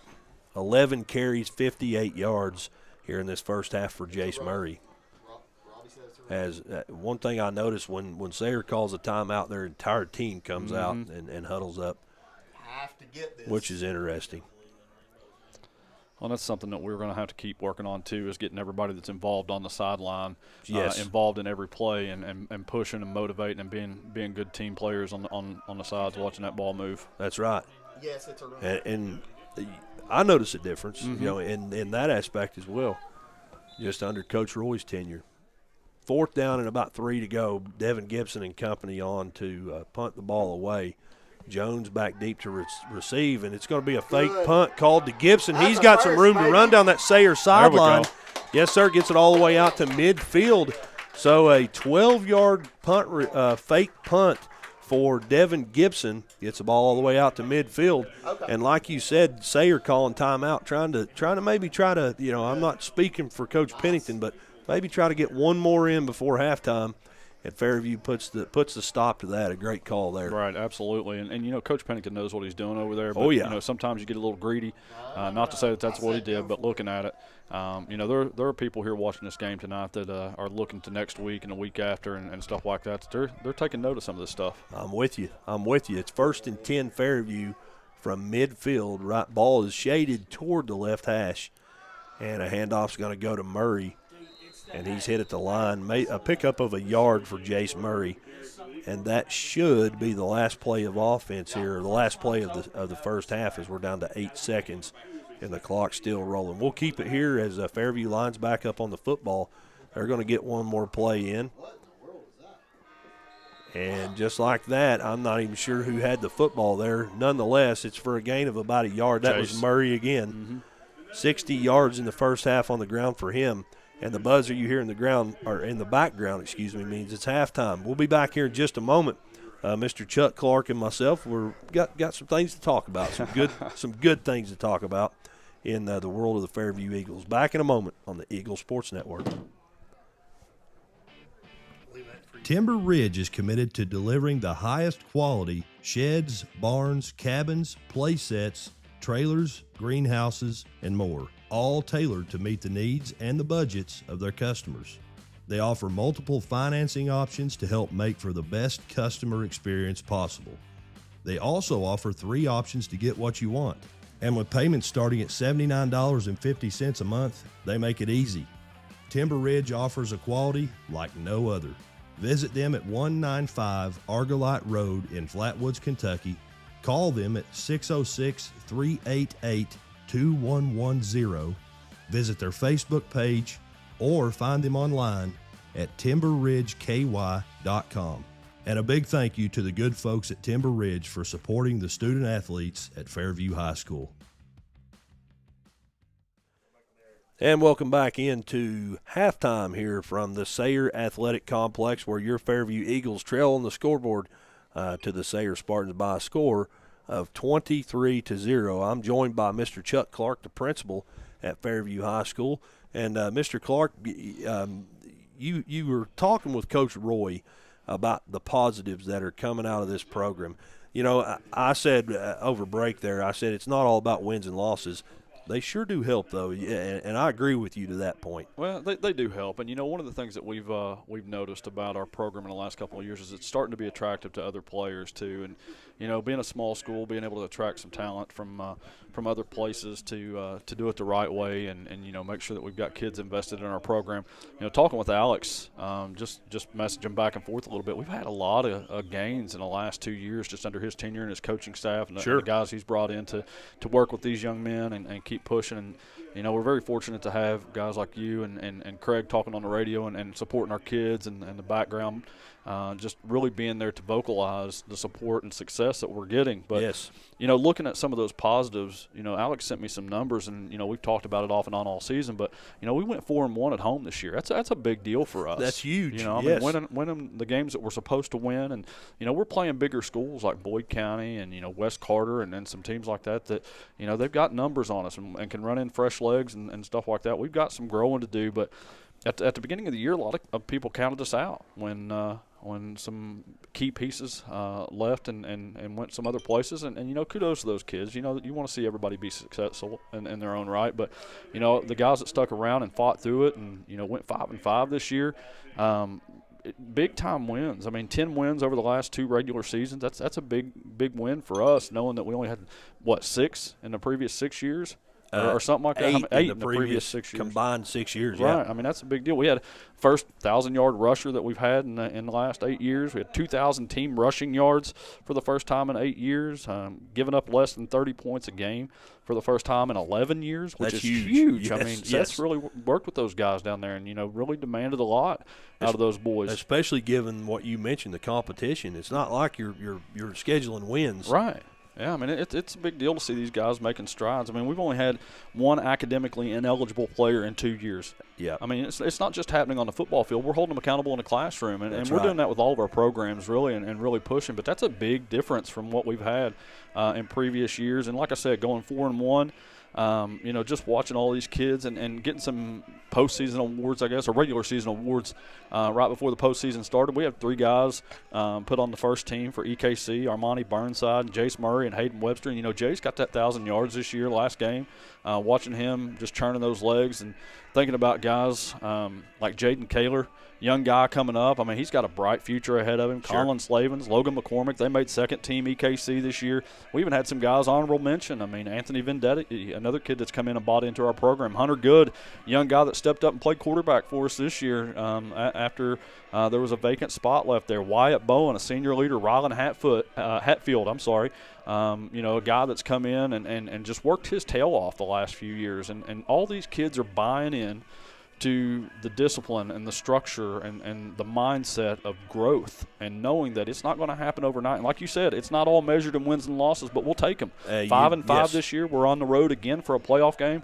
I'd like to see us host one next year. I think it'd be awesome to host a playoff game there at Fairview and Mossy Bottom. And, we're looking across the field and we're seeing royalty from up around our way. I mean, Chad played football right there at Marshall, throwing balls to one of the greatest receivers of all time, Randy Moss. So he knows the game, and knowing that we've got a guy on this side that did the same thing. I mean, Alex is a great football player in his own right. That's and right. He's got some history there, and he's done some great things at Fairview. And to come back and want to do that at his alma mater and grow these young men and create a mindset and provide some structure and consistency and keep pushing forward. I mean, we're going to struggle as a small school and getting numbers and things like that, but we're hoping to turn that corner and get that opportunity, not just this year, but next year and the following years after that. Speaking to something you just said about Coach Roy, I remember I coached against Coach Roy, and he was a stud. There's no question about it. Don't let him hear you say that. I hope he doesn't go back and listen to that. His ego's big enough. Goodness gracious. But in all seriousness, the dude was legit. Mm-hmm. And he went on and played college ball at Marshall and University of Virginia at Wise. Yep. The guys, when you say Alex Roy in this area, people know who that is. Oh, absolutely. He's big time. But I'm telling you right now, there is nowhere that he would rather be than right down in there at Mossy Bottom on a Friday night building this program. It's pretty cool. Not saying I'm a part of it. By no means am I a part of the success, but it's awesome to be around. You know what? I would argue that, though, man. I mean, you're out here on Friday nights giving up your time and really selling what our kids are doing and what our program's doing. There are a million other things that you could be doing on a cold Thursday night in the middle of November, Yeah. Friday night, whatever it might be. I mean, you've been there, and, I truly appreciate that. Our district appreciates that. And, if nobody said it, thank you for what you do. And you are contributing to that success because you're putting our kids out there. And that means more to me than anything else. It's not, like you said, about wins and losses all the time, but our kids getting the notoriety that they deserve because we're not a big-time program yet. We're not a hugely successful program by numbers yet, but that's what we're working towards, and you guys are publishing that and putting it out there, and just really buying into what we're doing, just like what Coach Roy's done and leading these young men and having the opportunity with the support from the high school administration and the district administration. Yes. and just continuing to push. And like I said, we've said this 100 times throughout the season, is that if you're looking for a place to call home and you want that small school mentality and you want a chance to be a warrior, then come out and join the Eagles football team or Eagles basketball team or Eagles baseball team or softball or whatever it is. We'll take you. We're ready to see it. I'm going to give you a word to summarize all that. Come out and join the Eagles family. That's exactly right. That's what exactly it is. what we are. Yeah, yes. We're grateful. Hey, something else that you said when you were reading off those, I'll call them accomplishments, but stats. Only one player or only one athlete on this team in 2 years academically ineligible. I was speaking to a great friend of mine, Fairview alum, has kids in the district, and he, out of all the things going on in Westwood, he is enthused, I guess you would say, about the academics that are taking place in Fairview schools. We've made some good hires in the last few years as far as teachers are concerned. We've kind of turned a corner. You know, we struggled there for a little while. Had a few years through COVID and some other things where we struggled with some state assistants, but we've come out of that. We're continuing to make progress. We're making adjustments every week on what we're doing academically to make sure that our kids are prepared for success at the next level. And that may not be on a sports complex. That might not be any kind of field or anything like that, but we want to see kids be successful at life. We want them to leave our building knowing that they've been handed the tools necessary to really thrive in life, not just to settle and sit back and be complacent and comfortable. We want to see them be successful academically and go on and have families of their own and be contributing members of society and come back to Westwood and raise their kids there, because it's a great place to be, man. We're tickled to death to have what we have. We've got a great faculty and staff. Coach Roy's on staff as a teacher there, and that's what we do. We challenge our kids, and we're going to continue to do that. They don't always like it. That's right. It's not always about test scores and report cards, and you know, one of the things that I hope that people start getting away from is receiving grades all the time. You know, grades don't always necessarily mean that somebody's ready for life, and we want to prepare them for that. We want them to be successful. We want to continue to push them and make sure that our kids have an opportunity like everywhere else to go and become doctors and lawyers and construction workers and welders and nurses and whatever it might be, and business owners. Come back and support your Eagles and just know that once you're part of this family, you're always a part of the family. That's right. Mr. Clark, I always enjoy when you come up here at halftime. You every time you get done talking about this, not trying to cut you short, you keep going by you know, I'm enthused. You know, this is a cool thing to be a part of. It really is. I'm lucky to be a part of it. My family was part of it in the 70s, and you know, come back to it and have an opportunity to be here now and be an Eagle. You know, it's where I'd like to close out my career if I can, and you know, regardless, I'll always be a supporter. Yes, sir. Hey, we're going to step out, take a break. I'm not running you off. You stick around as long as you want, but you got a couple ads to get in. When we come back, we'll give you the scoring summary and tell you how we got to where we're at on the scoreboard. Appreciate you, brother. Yes, sir. I appreciate you. Back in just a moment on the Eagles Sports Network. Timeout. All right. Remember, we're a team that plays together. Listen, the winning will take care of itself. We just have to get everyone involved. In interscholastic sports, we celebrate what makes every one of us unique. And in the pursuit of a common goal, everyone in the huddle, in the bleachers, and in the community comes together. Brought to you by the Kentucky High School Athletic Association and the Kentucky Athletic Administrators Association.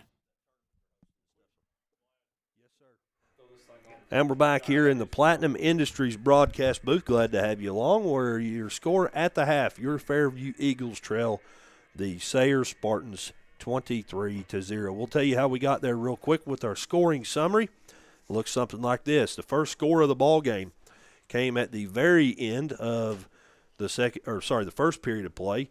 As time expired, quarterback Gage Pennington ran it in from 16 yards out. And Gannon Rice followed that with a PAT, made it 7-0. And again, that was your score at the end of one period of play. 3 touchdowns in quarter number 2, all Sayre. 2 touchdowns. No, 3 touchdowns, Craig. Well, I can't do math, buddy. I can't add. The first one came with 6:41 to go. It was a 20-yard Pennington to Stewart touchdown pass, and followed by a Gannon Rice PAT that made it 14-0. Then a safety on a high snap on a punt went out almost out of the back of the end zone. Gibson, the punter, went back, picked it up, and was tackled, brought down in the end zone. That made the score 16-0. Then on the ensuing drive, actually on the kickoff after the safety, they housed one for 59 yards. It was called back, though. And then on the ensuing drive, the score by Gage Jones, a 14-yard touchdown run, and the Gannon Rice PAT made it 23-0. That's where we're at right now. The clock's expiring. You probably hear the buzzer in the background. However, Fairview making their way out on the field. 3 more minutes added to the clock for the extended portion of halftime. Sayre already out, getting warmed up. Fairview making their way out. We're going to step out for a break, and we'll come back. Craig McCormick and I will go over a few offensive stats for both teams, and we've got a whole lot of football coming your way. For half number 2 from the Sayre Athletic Complex in Lexington, Kentucky. Your Fairview Eagles in action. They're trailing Sayre right now 23-0 at half, and we're back in just a moment on the Eagle Sports Network.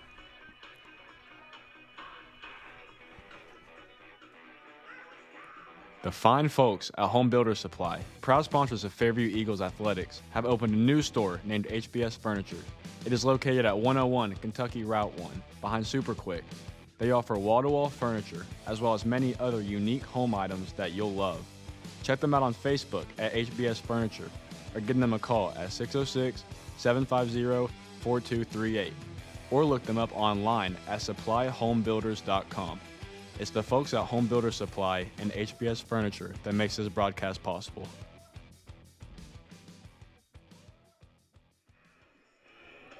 And we're back at the half. There are about a minute and 40 seconds to go in the extended portion of halftime. Both teams out. Sayre in their stretch lines, and Fairview in theirs as well over in the left end zone. Getting warmed up for half number 2. Look at a few offensive stats for both teams. For Fairview, Hunter Good thrown one pass for a completion of 6 yards. That catch made by Tony Vendetti, his only catch of the ball game. Obviously on the ground, Jace Murray unofficially 13 carries for a total of 60 yards on the ground. Armani Burnside with 5 carries for 20 yards, averaging 4 yards a carry. In this ball game, Jaden Kaler 3 carries for 7 yards, and then Hunter Good was sacked, brought down the backfield for a loss of 6 yards. That's a look at Fairview's offensive stats. For the Sayre Spartans, Gage Pennington, 11 pass completions. He's completed 6 of them, so he's 6 of 11 for 78 yards. And how many touchdowns? One touchdown. It was a 20-yarder caught by Jackson Stewart. He's got a couple of catches for 31 yards. And then Paul Miller with 3 catches for 42 yards. And let's see, Nance, his first name is Jesse Nance, with 1 catch for 5 yards. On the ground, the Spartans, 3 players with carries. As we wipe all these flies off our paperwork that are all over this press box, Craig. Caden Jones, 4 carries, 31 yards. Emmanuel Arms with 1 carry for 10. And Gage Pennington with 3 carries for 28 yards. And we're ready to resume action here, Craig, for half number 2. It's going to be Sayre football starting things out, as Devin Gibson and company out ready to rock and roll here. And the whistle you hear means we're ready to resume action. It's Fairview kicking off left to right, so the return will be from right to left. And an onside kick here is touched and taken by Fairview at their own 49-yard line. I believe that was touched by the Sayre player. He's saying he didn't touch it. It would have been right at midfield where he touched it. And no indication here as the officials coming together. It's looking like it's going to be Fairview. No. The official indication is Sayre football. They waited a while for that one. Everybody up here thought it was going to be Fairview football. However, Sayre will take over 1st and 10 from the Fairview 48-yard line. They just moved it up a yard. Are you kidding me? So here we go. And needless to say, some unhappy people over here on the visitor side, as let's move it back. looked like that was going to be Fairview football. Nonetheless, it's not, and it's going to be Sayre starting out here the second half, 1st and 10 out of the shotgun. 3 receivers to the right, balls on the left hash as Pennington takes a snap, fakes a handoff to Jones. He's under pressure, face to sprint forward up into the pocket and off tackle to the right side. He's going to slide for a pickup of about 7, maybe 8 yards. Nope, about 7 yards on that carry. Makes it 2nd down and 3 yards to go for the Spartans.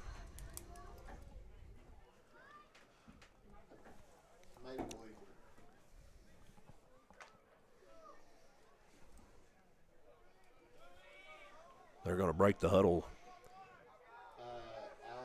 with 2 receivers into the boundary as the ball shaded over to the left side. Pennington's going to drop back to throw, looking downfield now into the flats.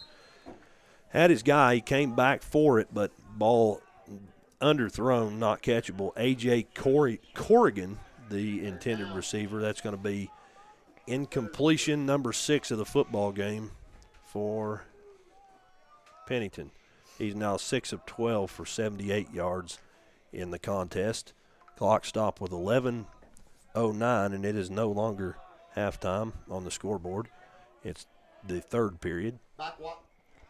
Pennington sprinting out, has a guy over in the flats on the right-hand side. That's Paul Miller with his 4th catch of the game, and he's going to take it into the end zone for a 42-yard touchdown pass from Gage Pennington. Paul Miller just doubled his rushing total there. That's 84 yards on the ground for him, and 120 yards, 84 yards receiving for him, 120 yards in the air for Pennington. So with 10:43 on the clock here in the third, Sayre finds pay dirt for the first time here in the second half. They make the score 29-0.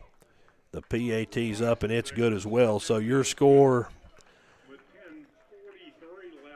at with 10:43 to go in the third period of play is Sayre 30, Fairview 0. We're back in a moment on the Eagle Sports Network.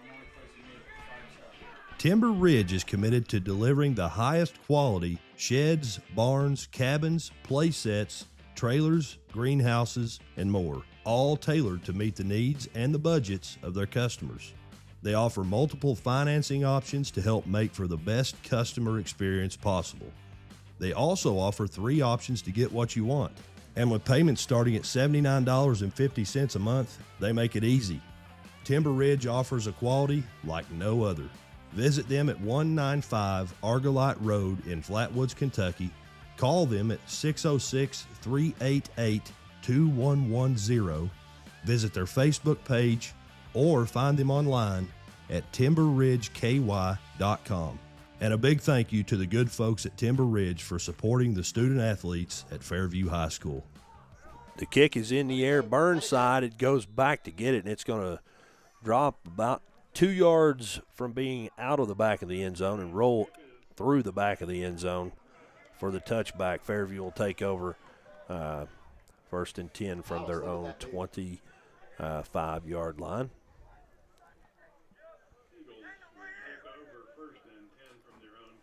Sorry, 20-yard line. I said 25-yard line.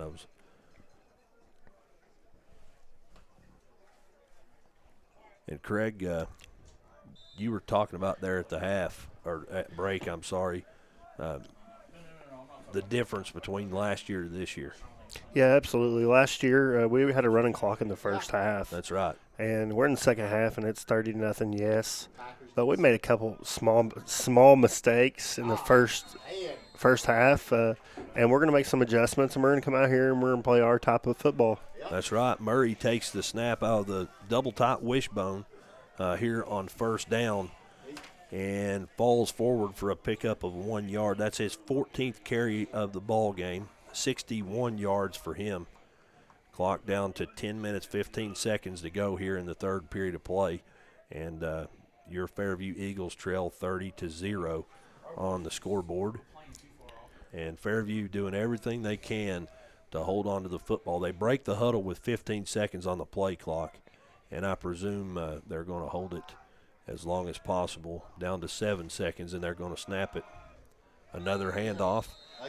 And again, it's Jace Murray. Not enough for the first, but a decent pickup there on 31 trap again. Yep. I'm waiting to see a pickup of 2 yards there for him. I thought it was more than that. 63 yards on the ground now for Jace Murray, the 1,000-yard rusher, the junior fullback for the Fairview Eagles. Fairview in the huddle here, breaking with 17 seconds to go again here on the play clock. and looking to hold on to the football as long as possible. 3rd down and 7 yards to go here. And a handoff goes to Kaler as he bounces it off of one would-be tackler. A decent pickup there. He gets it within a couple of yards of the first. And we'll wait and see here if Coach Roy elects to leave his offense out on the field. Give him about 4 yards on that pickup. Burnside. Or was that Kaler? That was Kaler. That was Kaler.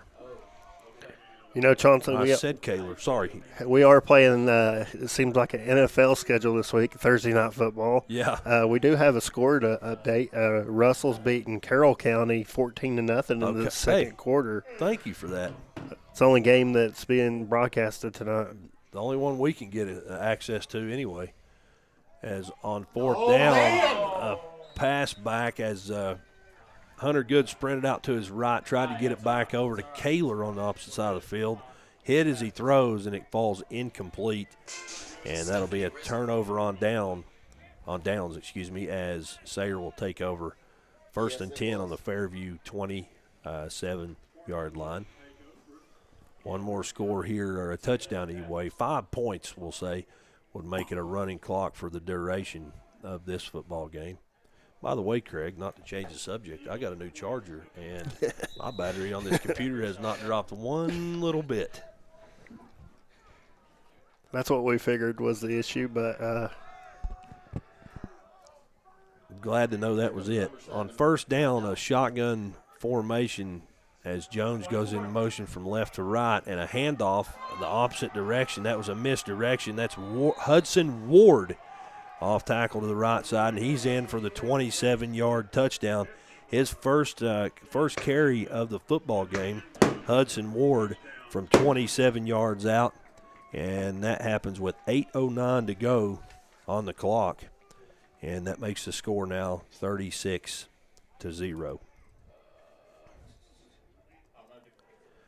And I said 8:09 to go. That's in the 3rd period.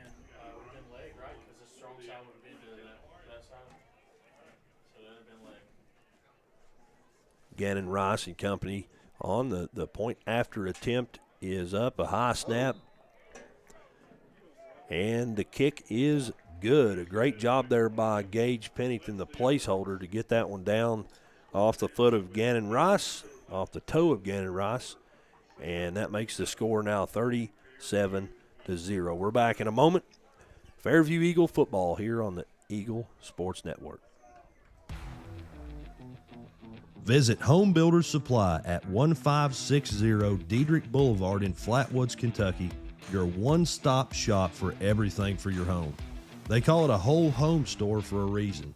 Find them on Facebook at Home Builders Supply LLC or give them a call at 606-388-2465 for all the kitchen, bathroom, flooring, and any other need you may have for your home. And they're open to the public. That's Home Builders Supply, 1560 Diedrich Boulevard, Flatwoods, Kentucky.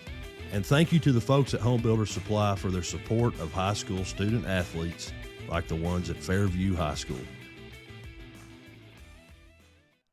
And welcome back in as the clock rolling here, and that will quicken the pace of this football game, or not the pace, but the time of this football game as the kickoff goes out of the back of the end zone for the touchback. Fairview will take over 1st and 10 on their own 20-yard line. Down to 7 minutes, 40 seconds to go here.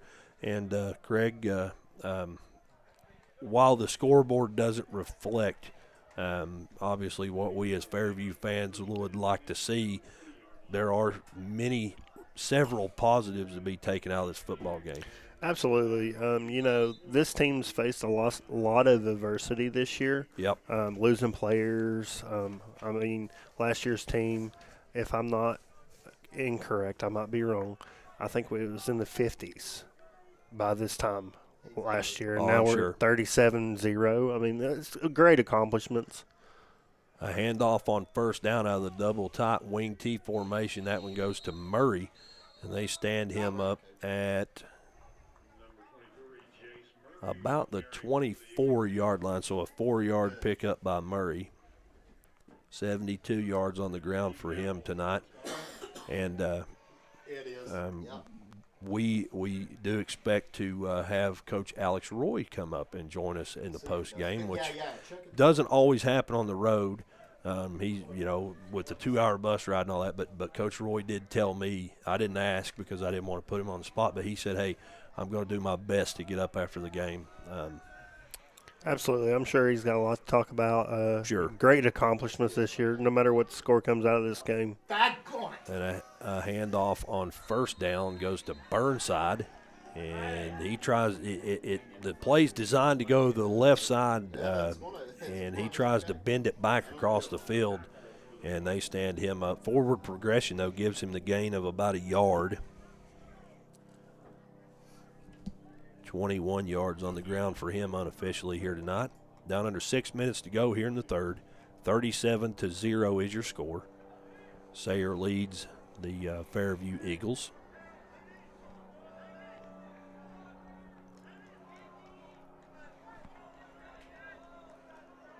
And here we go. Same formation. We've seen it all game. Double tight wing T for the Eagles. Good under center. Going through his cadence and hands it off to Jace Murray. And Murray hits the line hard, marches ahead for a minimal gain. And it's going to be fourth down. It was 3rd and 5, and he picked up a yard there. So they need 4 more for the first down as we're down to 5 minutes to go here in the third. Wait and see here. I don't see any change in personnel. Looks like Coach Roy going to leave the offense out. Well, that time he just dove on the ground. We'll see what Coach has up his sleeve here. No, I'm telling Fourth you, down and about 4 yards to go. And here we go. Same formation, double tight wing T. Good takes the snap and hands it to the second back through. I believe that's Kaler. It's hard to see the numbers from where we're at. He does pick up a yard, but that's about it. Nope, I apologize. He gave it to Murray. They just carried out their fake. Murray picks up a yard, and that's all. So it'll be a turnover on downs. 1st and 10, Sayre now from the 29-yard line, maybe the 28-yard line. Down to 4 minutes to go here in the third. 2-by-2 set, shotgun formation. Jones lined up to the left of Pennington, and movement and a whistle as the ball snapped. They were going to run a jet play, but we've got, I stand corrected, I almost said false start called against Sayre, and you hear in the background a lot of people on this side scratching their head as the movement from where I'm at, the angle I'm looking at clearly began with the yellow jersey. However, encroachment called, offsides called against the Eagles. That'll move Sayre 5 yards closer to the end zone here, and it'll replay first down. And here we go. 2 receivers out wide to the left, ball in the middle of the field, and a handoff on a jet play is going to go to Jesse Nance. He gets it down inside the 5. I'm waiting to see exactly where the ball's spotted here, Craig. I think it's on the 4-yard line. Okay. So there is a flag. There is a flag. I believe they're just going to pick it up. May just fell out of somebody's pocket there. So a decent pickup there.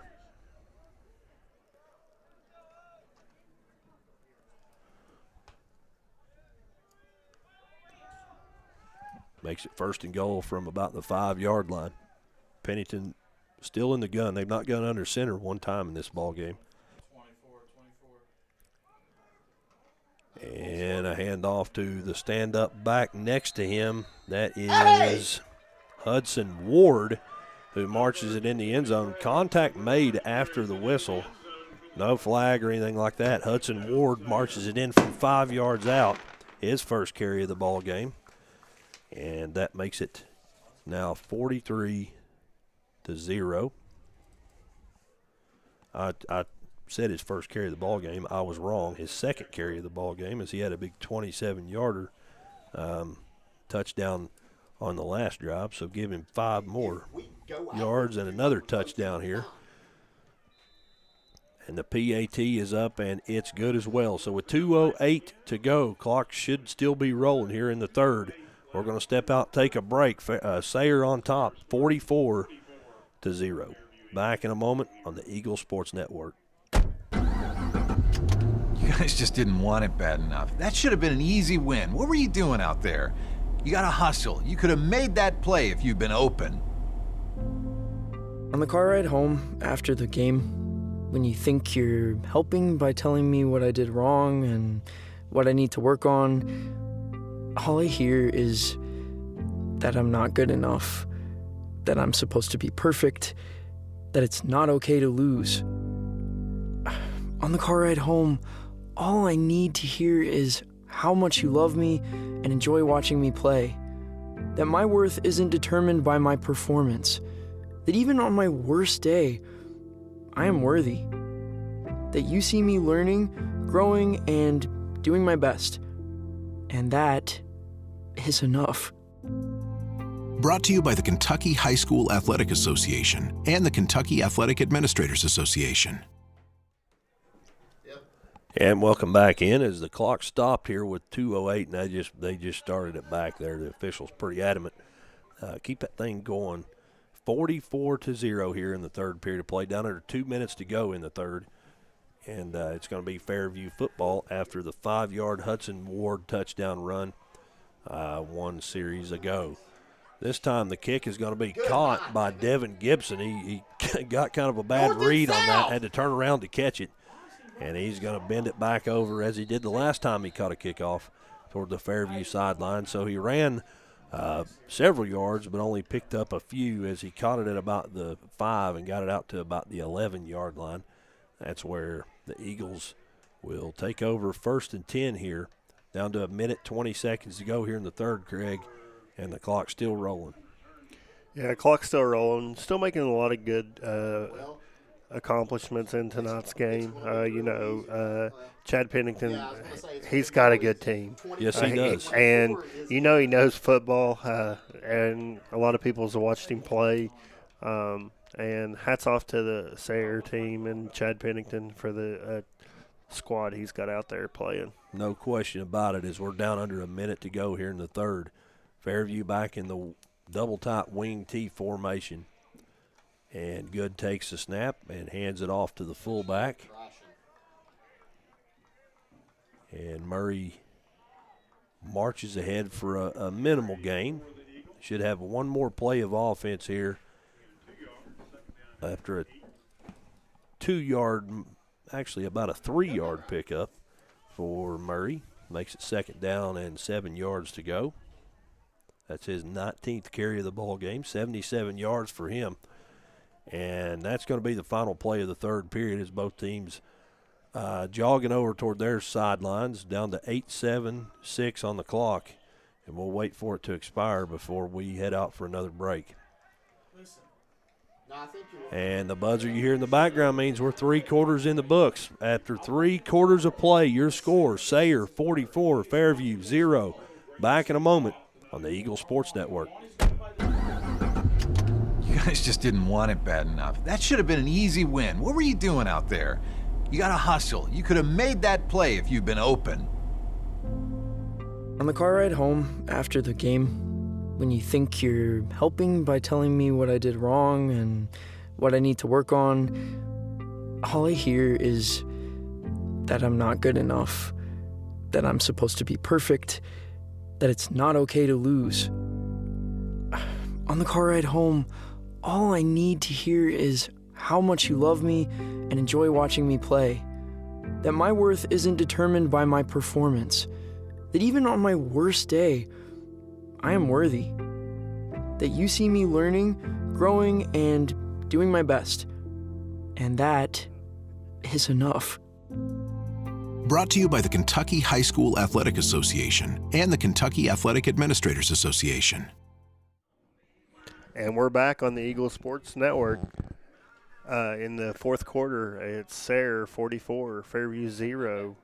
It's been all Sayre offensively, and a lot of good accomplishments coming out of tonight's game for your Fairview Eagles, even though the scoreboard doesn't show that. And we've been talking about that all year and the beginning of play. Looking forward to having Coach Roy on after the game, and we'll talk about give a recap and get his thoughts on tonight and on the season as well. On first down, Hunter with the keeper. Yeah. Trying to see exactly where he got the ball out to. Not first down, that was second down, sorry. I'll get it right, a pickup of about a yard there for the QB. QB1, the freshman, 5 carries, 12 yards for him on the night. And I presume this should be a pretty quick fourth quarter as the clock's rolling here. We're already down. We've already burned almost a minute off here in one play. Yeah, I would assume the coaches are going to keep it going, but Coach Roy wants to make some positives and try to get a touchdown here. No question about it. You can't blame him there, as Murray stalemated at the line of scrimmage. He's going to bounce it out and show off his wheels. He's got a first down, a pickup of about 7 yards anyway. He needed. Chauncey, I don't think you've seen, but I think it was a misdirection. Okay. Fumble, I was trying to figure out what happened there. And it was a fumble. I don't know who exactly had the ball at the beginning, and Murray found that ball and took off and got us that first down. Good job by Murray being alert and knowing where the ball's at all times. Yeah, buddy. 1st and 10 from the 23-yard line here for the Eagles. Same formation. I'll be honest with you, Craig, on that one. I was looking down at my paper, and a sprint out pass is going to be caught at midfield by Tony Vendetti. He was wide open on the 50-yard line, and he hauls it in. He's brought down after about 8 more yards. So a pickup of a grand total of 35 yards there on that one by Tony Vendetti, his second catch of the ball game, second completion for Hunter Good. That's 41 yards in the air and 41 yards receiving for Tony Vendetti, and a new set of legs under this Fairview offense as they've got it 1st and 10 in Sayre territory, Craig, since the first time since the first quarter. Also, got to get it right here eventually. Yeah, that was the first time we've had it being in positive yardage there since that first drive. That's right. And that's a great accomplishment there.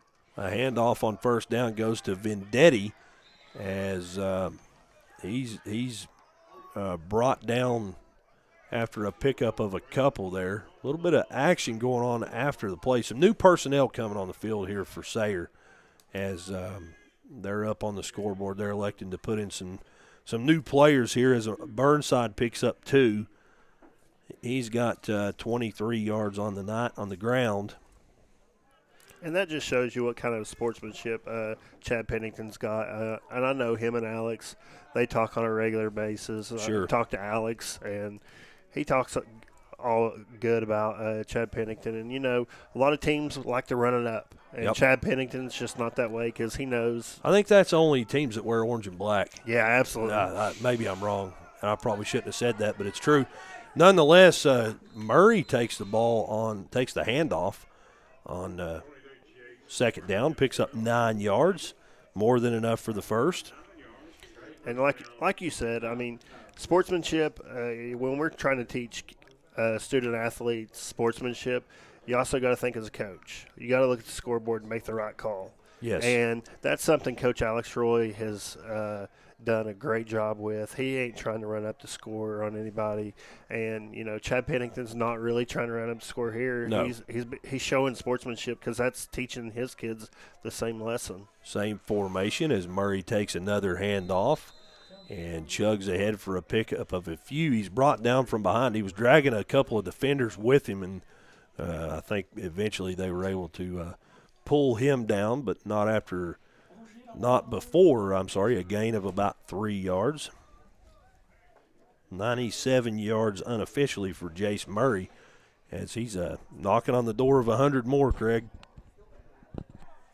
Yeah, he's pushing, and this is a great Sayre team, and he's got 85 yards rushing. 97 down here, but I had to start a whole new line for him. Yeah, 22 carries for him, and I only got 20 blanks on my stat sheet. Give it back to him. Yes, sir, and he's still made it at the line, but I think forward progression is going to give him a minimal gain, maybe a yard. Actually, I think they're trying to give us some makeup calls here, Craig. I hate to say that out loud, but give him about 3 yards there after the spot. So unofficially, that puts him right about 100 yards.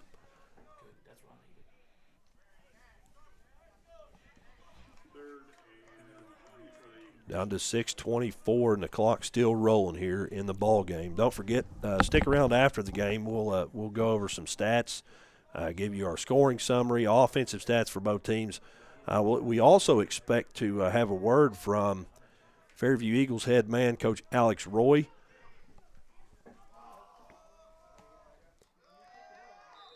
As the third down play is stalemated at the line. Maybe a half-yard pickup there for Murray. That makes it, actually, they're going to move it up another yard. I'm telling you, Craig, I think they're trying to get some makeup calls here, buddy. I'll take them, though. I mean, hey. Yeah, a little late in the game to be taking it, finally calling it the right way. But, we're going to take it. I was just talking to Coach Klein. With us rushing 100 yards, that did put us over the 2,000 yards rushing this season. That's fantastic. And that's just another great accomplishment, and that shows that there's other players than just Jace Murray running the ball. And great job to the line to be able to get us to that point. 4th and 1, double tight wing T formation. Murray takes the handoff and has more than enough for the first as he breaks through the first level and drags a couple defenders with him, and he's brought down after a pickup of about 5 yards. That's 107 unofficially for him on the ground. You said 100 yards on the ground put Fairview at over 2,000 yards as a team. Murray now has 107. Burnside has 23. Kaler has 12. So, yeah, we're there. Yeah, boy. And that's unofficial, but I think my math's good enough where we can say it's a safe bet at this point. Your math's been pretty good all season long. A handoff this time is going to go to Burnside. He bounces it outside and has a gain of a few yards there as we're down to 4 minutes here. And the reason I kind of paused there, I was just thinking a lot of these are younger players, JV players on the field for Sayre. But if you look, there's a lot of they're about the same age as a lot of these Fairview players, and Fairview a young team. Yeah, Fairview's absolutely a young team. We've got 4 or 5 seniors, and Coach Roy's done a great job rebuilding. And this time last year we'd have probably had 15 personal fouls because of discipline. Yes. And that just shows the kids are buying into the program, that's that's exactly what we want. 2nd down and 5 from the 4-yard line now. Murray with the carry. Yeah. Buddy, I think your eyesight's better than mine. I'm not. He did get enough for the first. He needed 4, and I think he got about 6. It kind of confused me there for a second because Burnside and Murray was right there together. Yes. Didn't see who Hunter gave the ball off to, but then Burnside kind of moved off to the left, and Jace took it up the middle. Took 3 tacklers right there with him. I think the ball's on about the 3-yard line going in. Fairview has it 1st and goal. 2 minutes, 45 seconds to go in this football game. And Fairview looking to put points on the board here to close this one out. A handoff up the middle, and the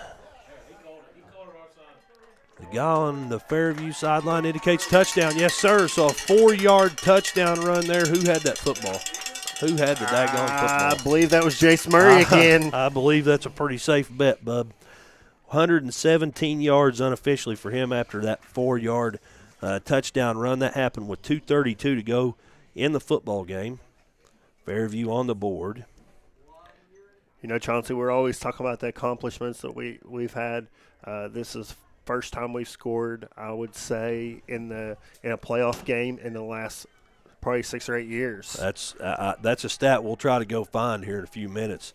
On the 2-point conversion, Good takes a shotgun snap. He's trying to get to the pylon, and he's in. I tell you what, he was hit as he dove, and the second effort, 2 more points for the Fairview Eagles. We'll make sure we get those on that scoreboard.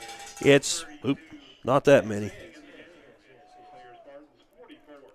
There we go. 44-8 now. Sayre on top of Fairview. Greg, we'll keep it right here. We don't want to miss any of the action as the clock stopped for just a few moments here to reset things. A great job there by Hunter Good.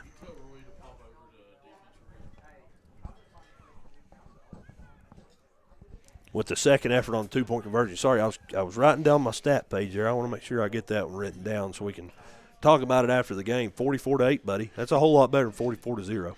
Yeah, last year I think it was 63-0. That's right. And this year it's 44-8, so that's a great accomplishment. And, you know, the score doesn't show in Fairview's favor, but, you know, a lot of adversity. And buddy, I heard everybody in the tri-state didn't think we should be playing a playoff game or we would go 5-5 for the season. And that's exactly those doubters can continue to doubt and watch these boys and be grow. proven wrong. I heard I did hear someone, Greg, just a few moments ago, I heard someone down below us in the stands. I'm not sure who it was, but I heard him say 1 year at a time. What a positive outlook.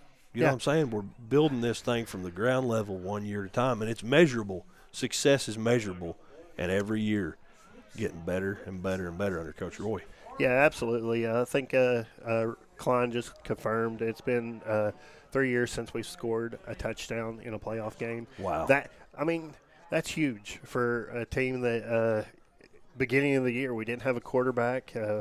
We had a catcher. That's right. We had a catcher that took over quarterback, and sure, I know he knows how to throw the ball. That's funny, and he wasn't used to that position. I do believe he was a wide receiver and a running back before this year. Sure. And he's bought in and he's took his job. He's changed his job duties and accepted the role in the team. And, you know, you have a lot of people on this team that have changed their culture and the way they want to think about the game and decide to just do what they need to do. Gibson's squib kick bounces up the middle of the field. It's taken by Chance Anderson, the junior. When I say taken, I mean he falls on it at the Sayre 45-yard line. That's where they'll take over here. Minute 44 seconds to go in the football game, and the clock's still rolling here. And it will be I'm really looking forward to getting with Coach Roy after the ball game here on the air and hearing his comments, his take on the football game, on the season, things like that. I'm sure he will have a message for the folks listening and a lot of respect for that guy. Yeah, a lot of respect for Coach Roy and anyone listening. You know, there's a lot of kids at Fairview that haven't played football that, you know, they're getting encouraged to play because before now it was a beating.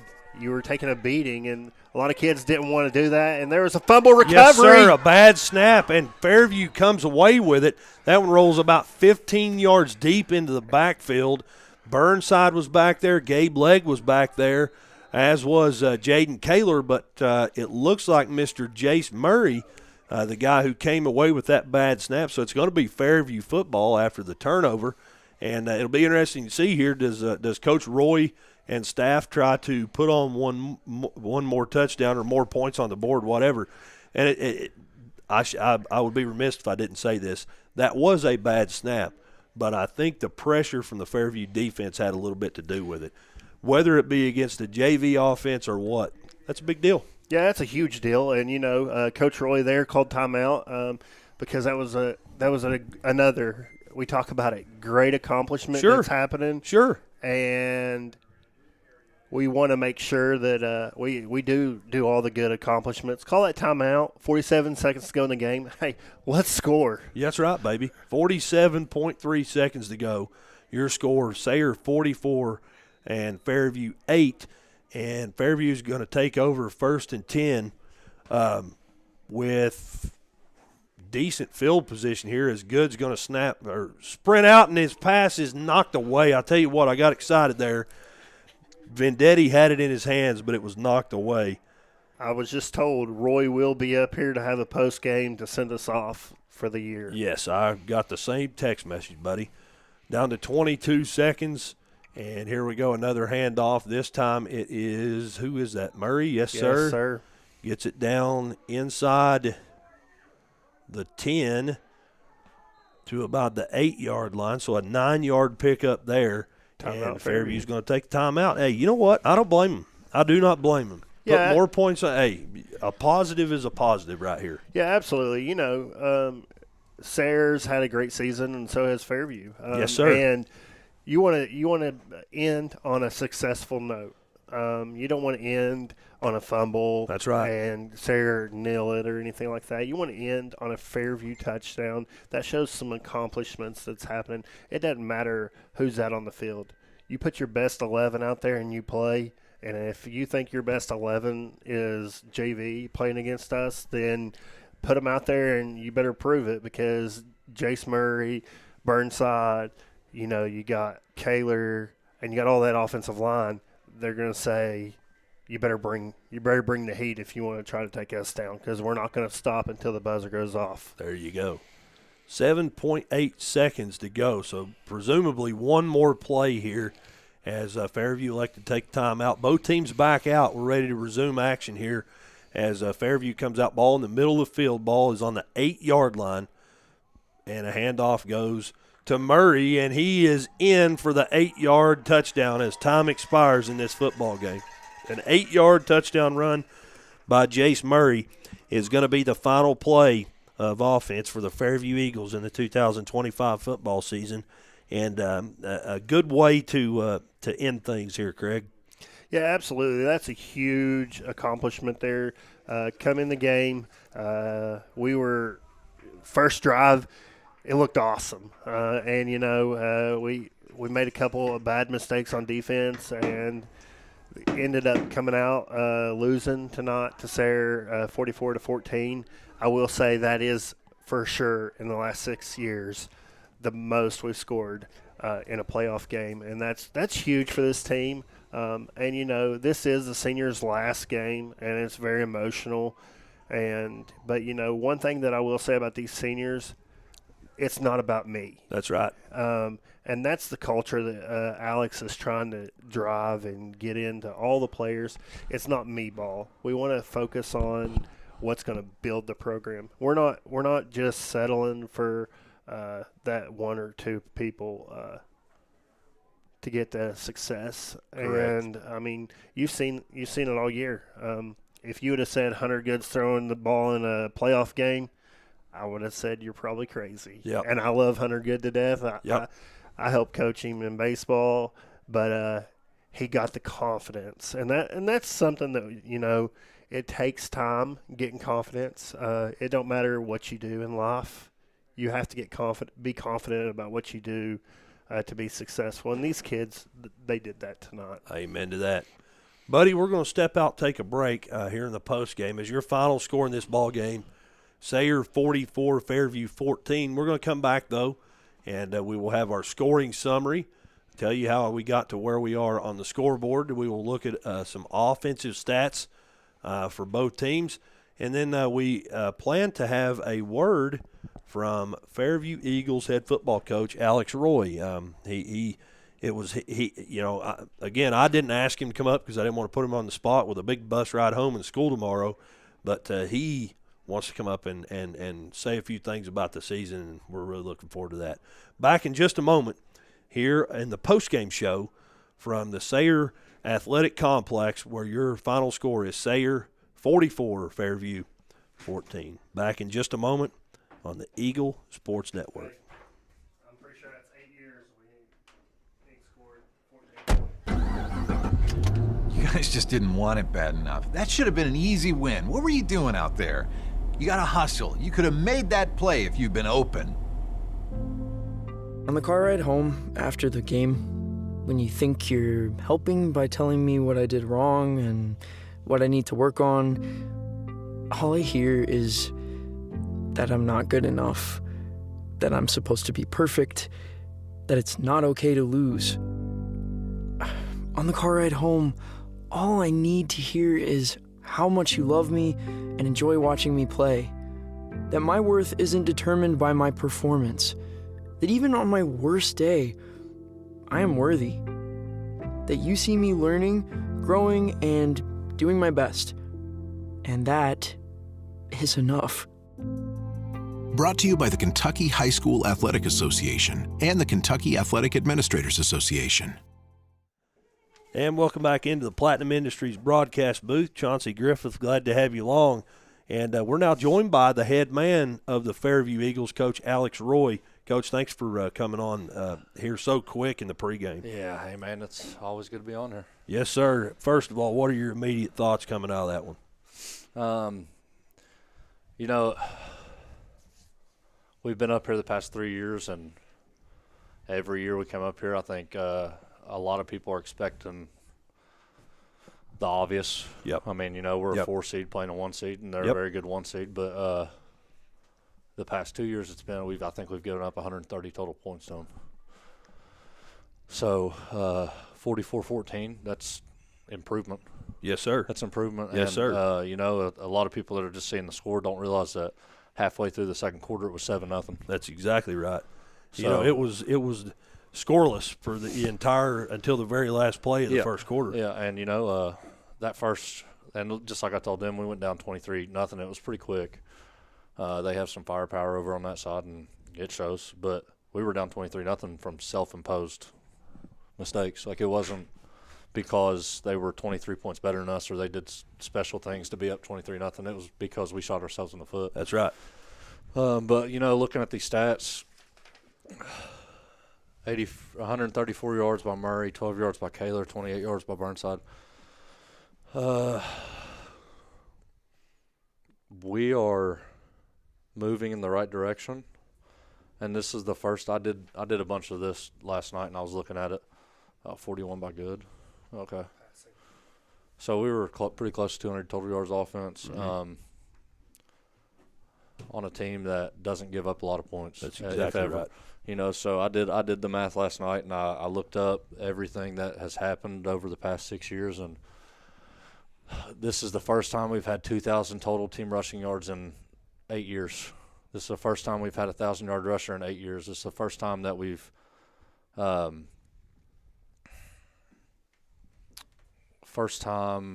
think we've won 10 games in the past 2 years, and the 6 prior years we won 8. We were 4-1 at home this year. Yes. So I mean, and one of the best things I like the most is, you know, this is in 2 years that the staff has been here. We've had one kid academically ineligible. That's right. That's huge. Yeah, like we don't have to worry about academics anymore. We're taking steps in the right direction. It just takes time. It's No one question. step at a time, and you know, 44-14. That's a lot better than 62-0, 69-0, and you know, and I think we learned, and I think we showed a lot of people tonight that we deserve to play with the big dogs. Yes, sir. We deserve to be in the conversation. We deserve to be on this field playing. That's right. Coach, one thing, starting out this football game, I wasn't here last year. The radio station I worked for wouldn't send me. They wouldn't do it. Yeah. But I'm here this year, and I know I know pretty much how the game went last year. Yeah.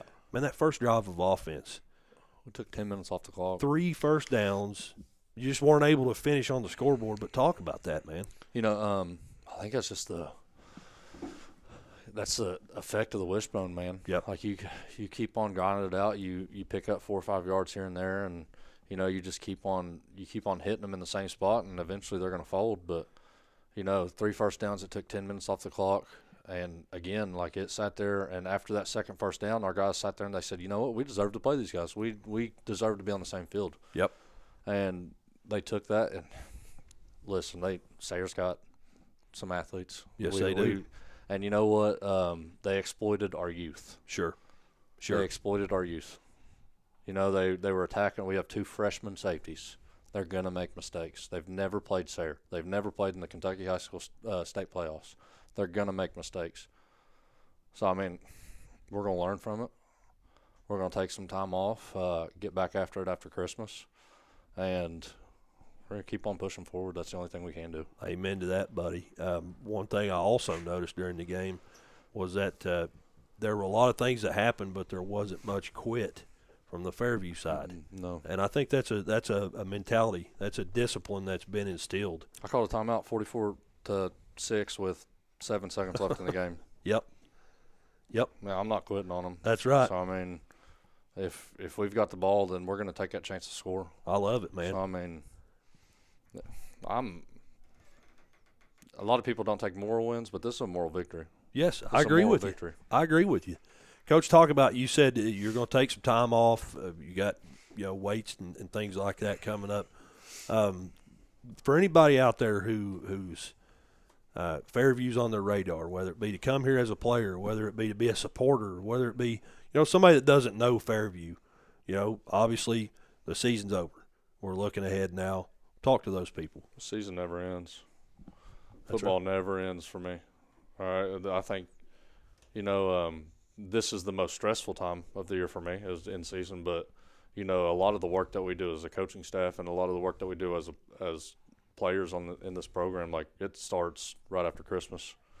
Like I had to take a couple weekends. I think I had to take a total of 2 weeks off because we were doing morning practice and kids were getting burnt out. Sure. They were getting burnt out. And, like that was just trial by fire. Right. So, we're taking a different approach to it this year. We're going to give them off till we're going to max next week.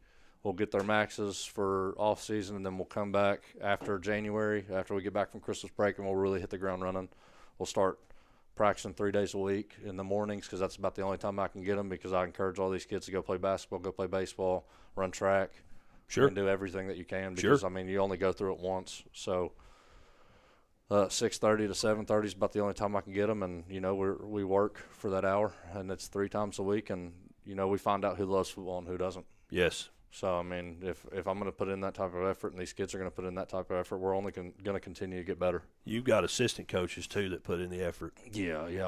Our assistant coaches, I think Caudill and Walker, and there was a couple more that they'd wake up and work out at 4:30 in the morning and then come to practice at 6:30 and then get ready to do it again on Wednesday and Friday. Wow. Somebody I haven't we talk about Seth Caudill. Mm-hmm. Does a phenomenal job calling the defense. But somebody I have not mentioned very often on the air that I should is Liam Walker. He gets a hard time, and about 100% of it is deserved. But the dude's a valuable asset. Yeah, man. I've transitioned him. I still think sometimes he loves Boyd County. I give him some stuff about that, but I think he's a Westwood guy through and through. That's right. I think we're slowly transitioning him over, and he wants all the gear with F on it, and he wants to get it all, and he wants to look nice and look the part, and he does great things for us. He does all the stuff that some of the other coaches don't want to do. So, and he's proud. He's happy to do it. He loves doing that. He loves doing it. He doesn't want to learn any X's and O's, but he'll get the water filled up. That's right. That's all you need. Don't care. That's a valuable asset, no question. Yeah, he does really good, and we're just going to keep on building on this. And like about Seth, you talked about him. Like, this is the first time also in 13 years that we've given up less than 30 points a game. Yes. Giving up 30 points a game. Last year I think we were up to 42, 44, something like that. I mean, it was almost like any time that we played a team with a pulse, they were scoring 60. Right. And we took a big step forward this year. No question about it. Coach, anybody out there listening, what's your message coming out of this football game? We're going to keep on pushing. We're going to keep coming. Amen. We're going to keep chugging along. Take the shots now. Take the shots now and beat us while we're down, or laugh at us and kick dirt on us, do whatever you want, but every dog has his day. Hey, that's right. And there's no quitting these dogs, these Eagles, I should say. None. We keep on coming. We'll keep on coming. And, listen, we got a lot of teams will keep on playing until December. We're going to be working. That's right. We're going to be working. Coach, you got anything else? I know you got a long bus ride. We do have a long bus ride. We got school tomorrow. Yeah. Yeah, me too, buddy. We got school tomorrow. And I'm thinking about going to Raising Cane's. I'm not going to lie to you. Yeah, I thought about calling off and doing a personal day, but I think there's a lot of people out of the building tomorrow, so I'll probably. And they're probably all going to be looking for you tomorrow anyway after, football game on Thursday. I hope not. Yeah. I'll just hide out in the gym and lock the doors and just leave me alone, lay please. down in the bleachers. That's right, buddy. Yeah. Coach, thank you. All righty. I appreciate it. Thank you for everything you do for us. Absolutely. Go Eagles. Yeah, go Eagles. Back in just a moment to wrap things up here on the Eagle Sports Network. What are you doing out there? Come on! I saw you at the game the other night. Yeah, you. Up there getting mad, acting like we're all out there making $1 million a game. Well, let me be real with you. This isn't the pros. It's school sports, and it's a game, our game. So please, let us play. School sports fans, remember, when you cheer for your team, make noise for the right reasons. This message presented by the NFHS and the NIAAA. And all student athletes in Kentucky.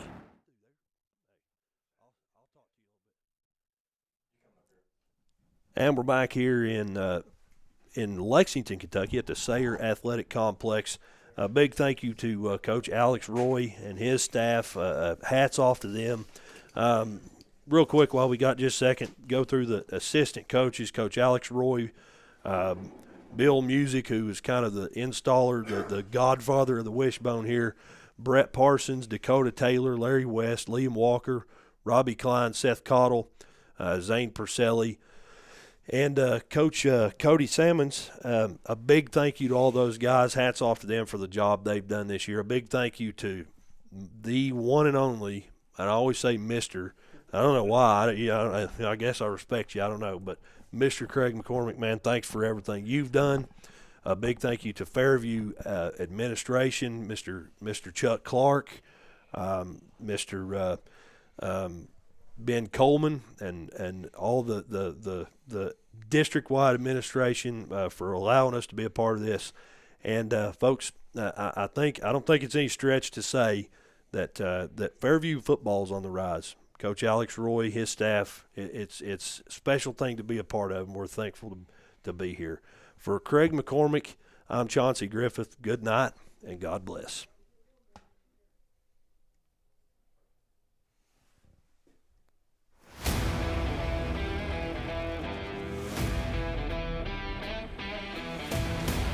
This has been Fairview Eagle Football. Thank you so much for joining us for another broadcast live on the Eagle Sports Network.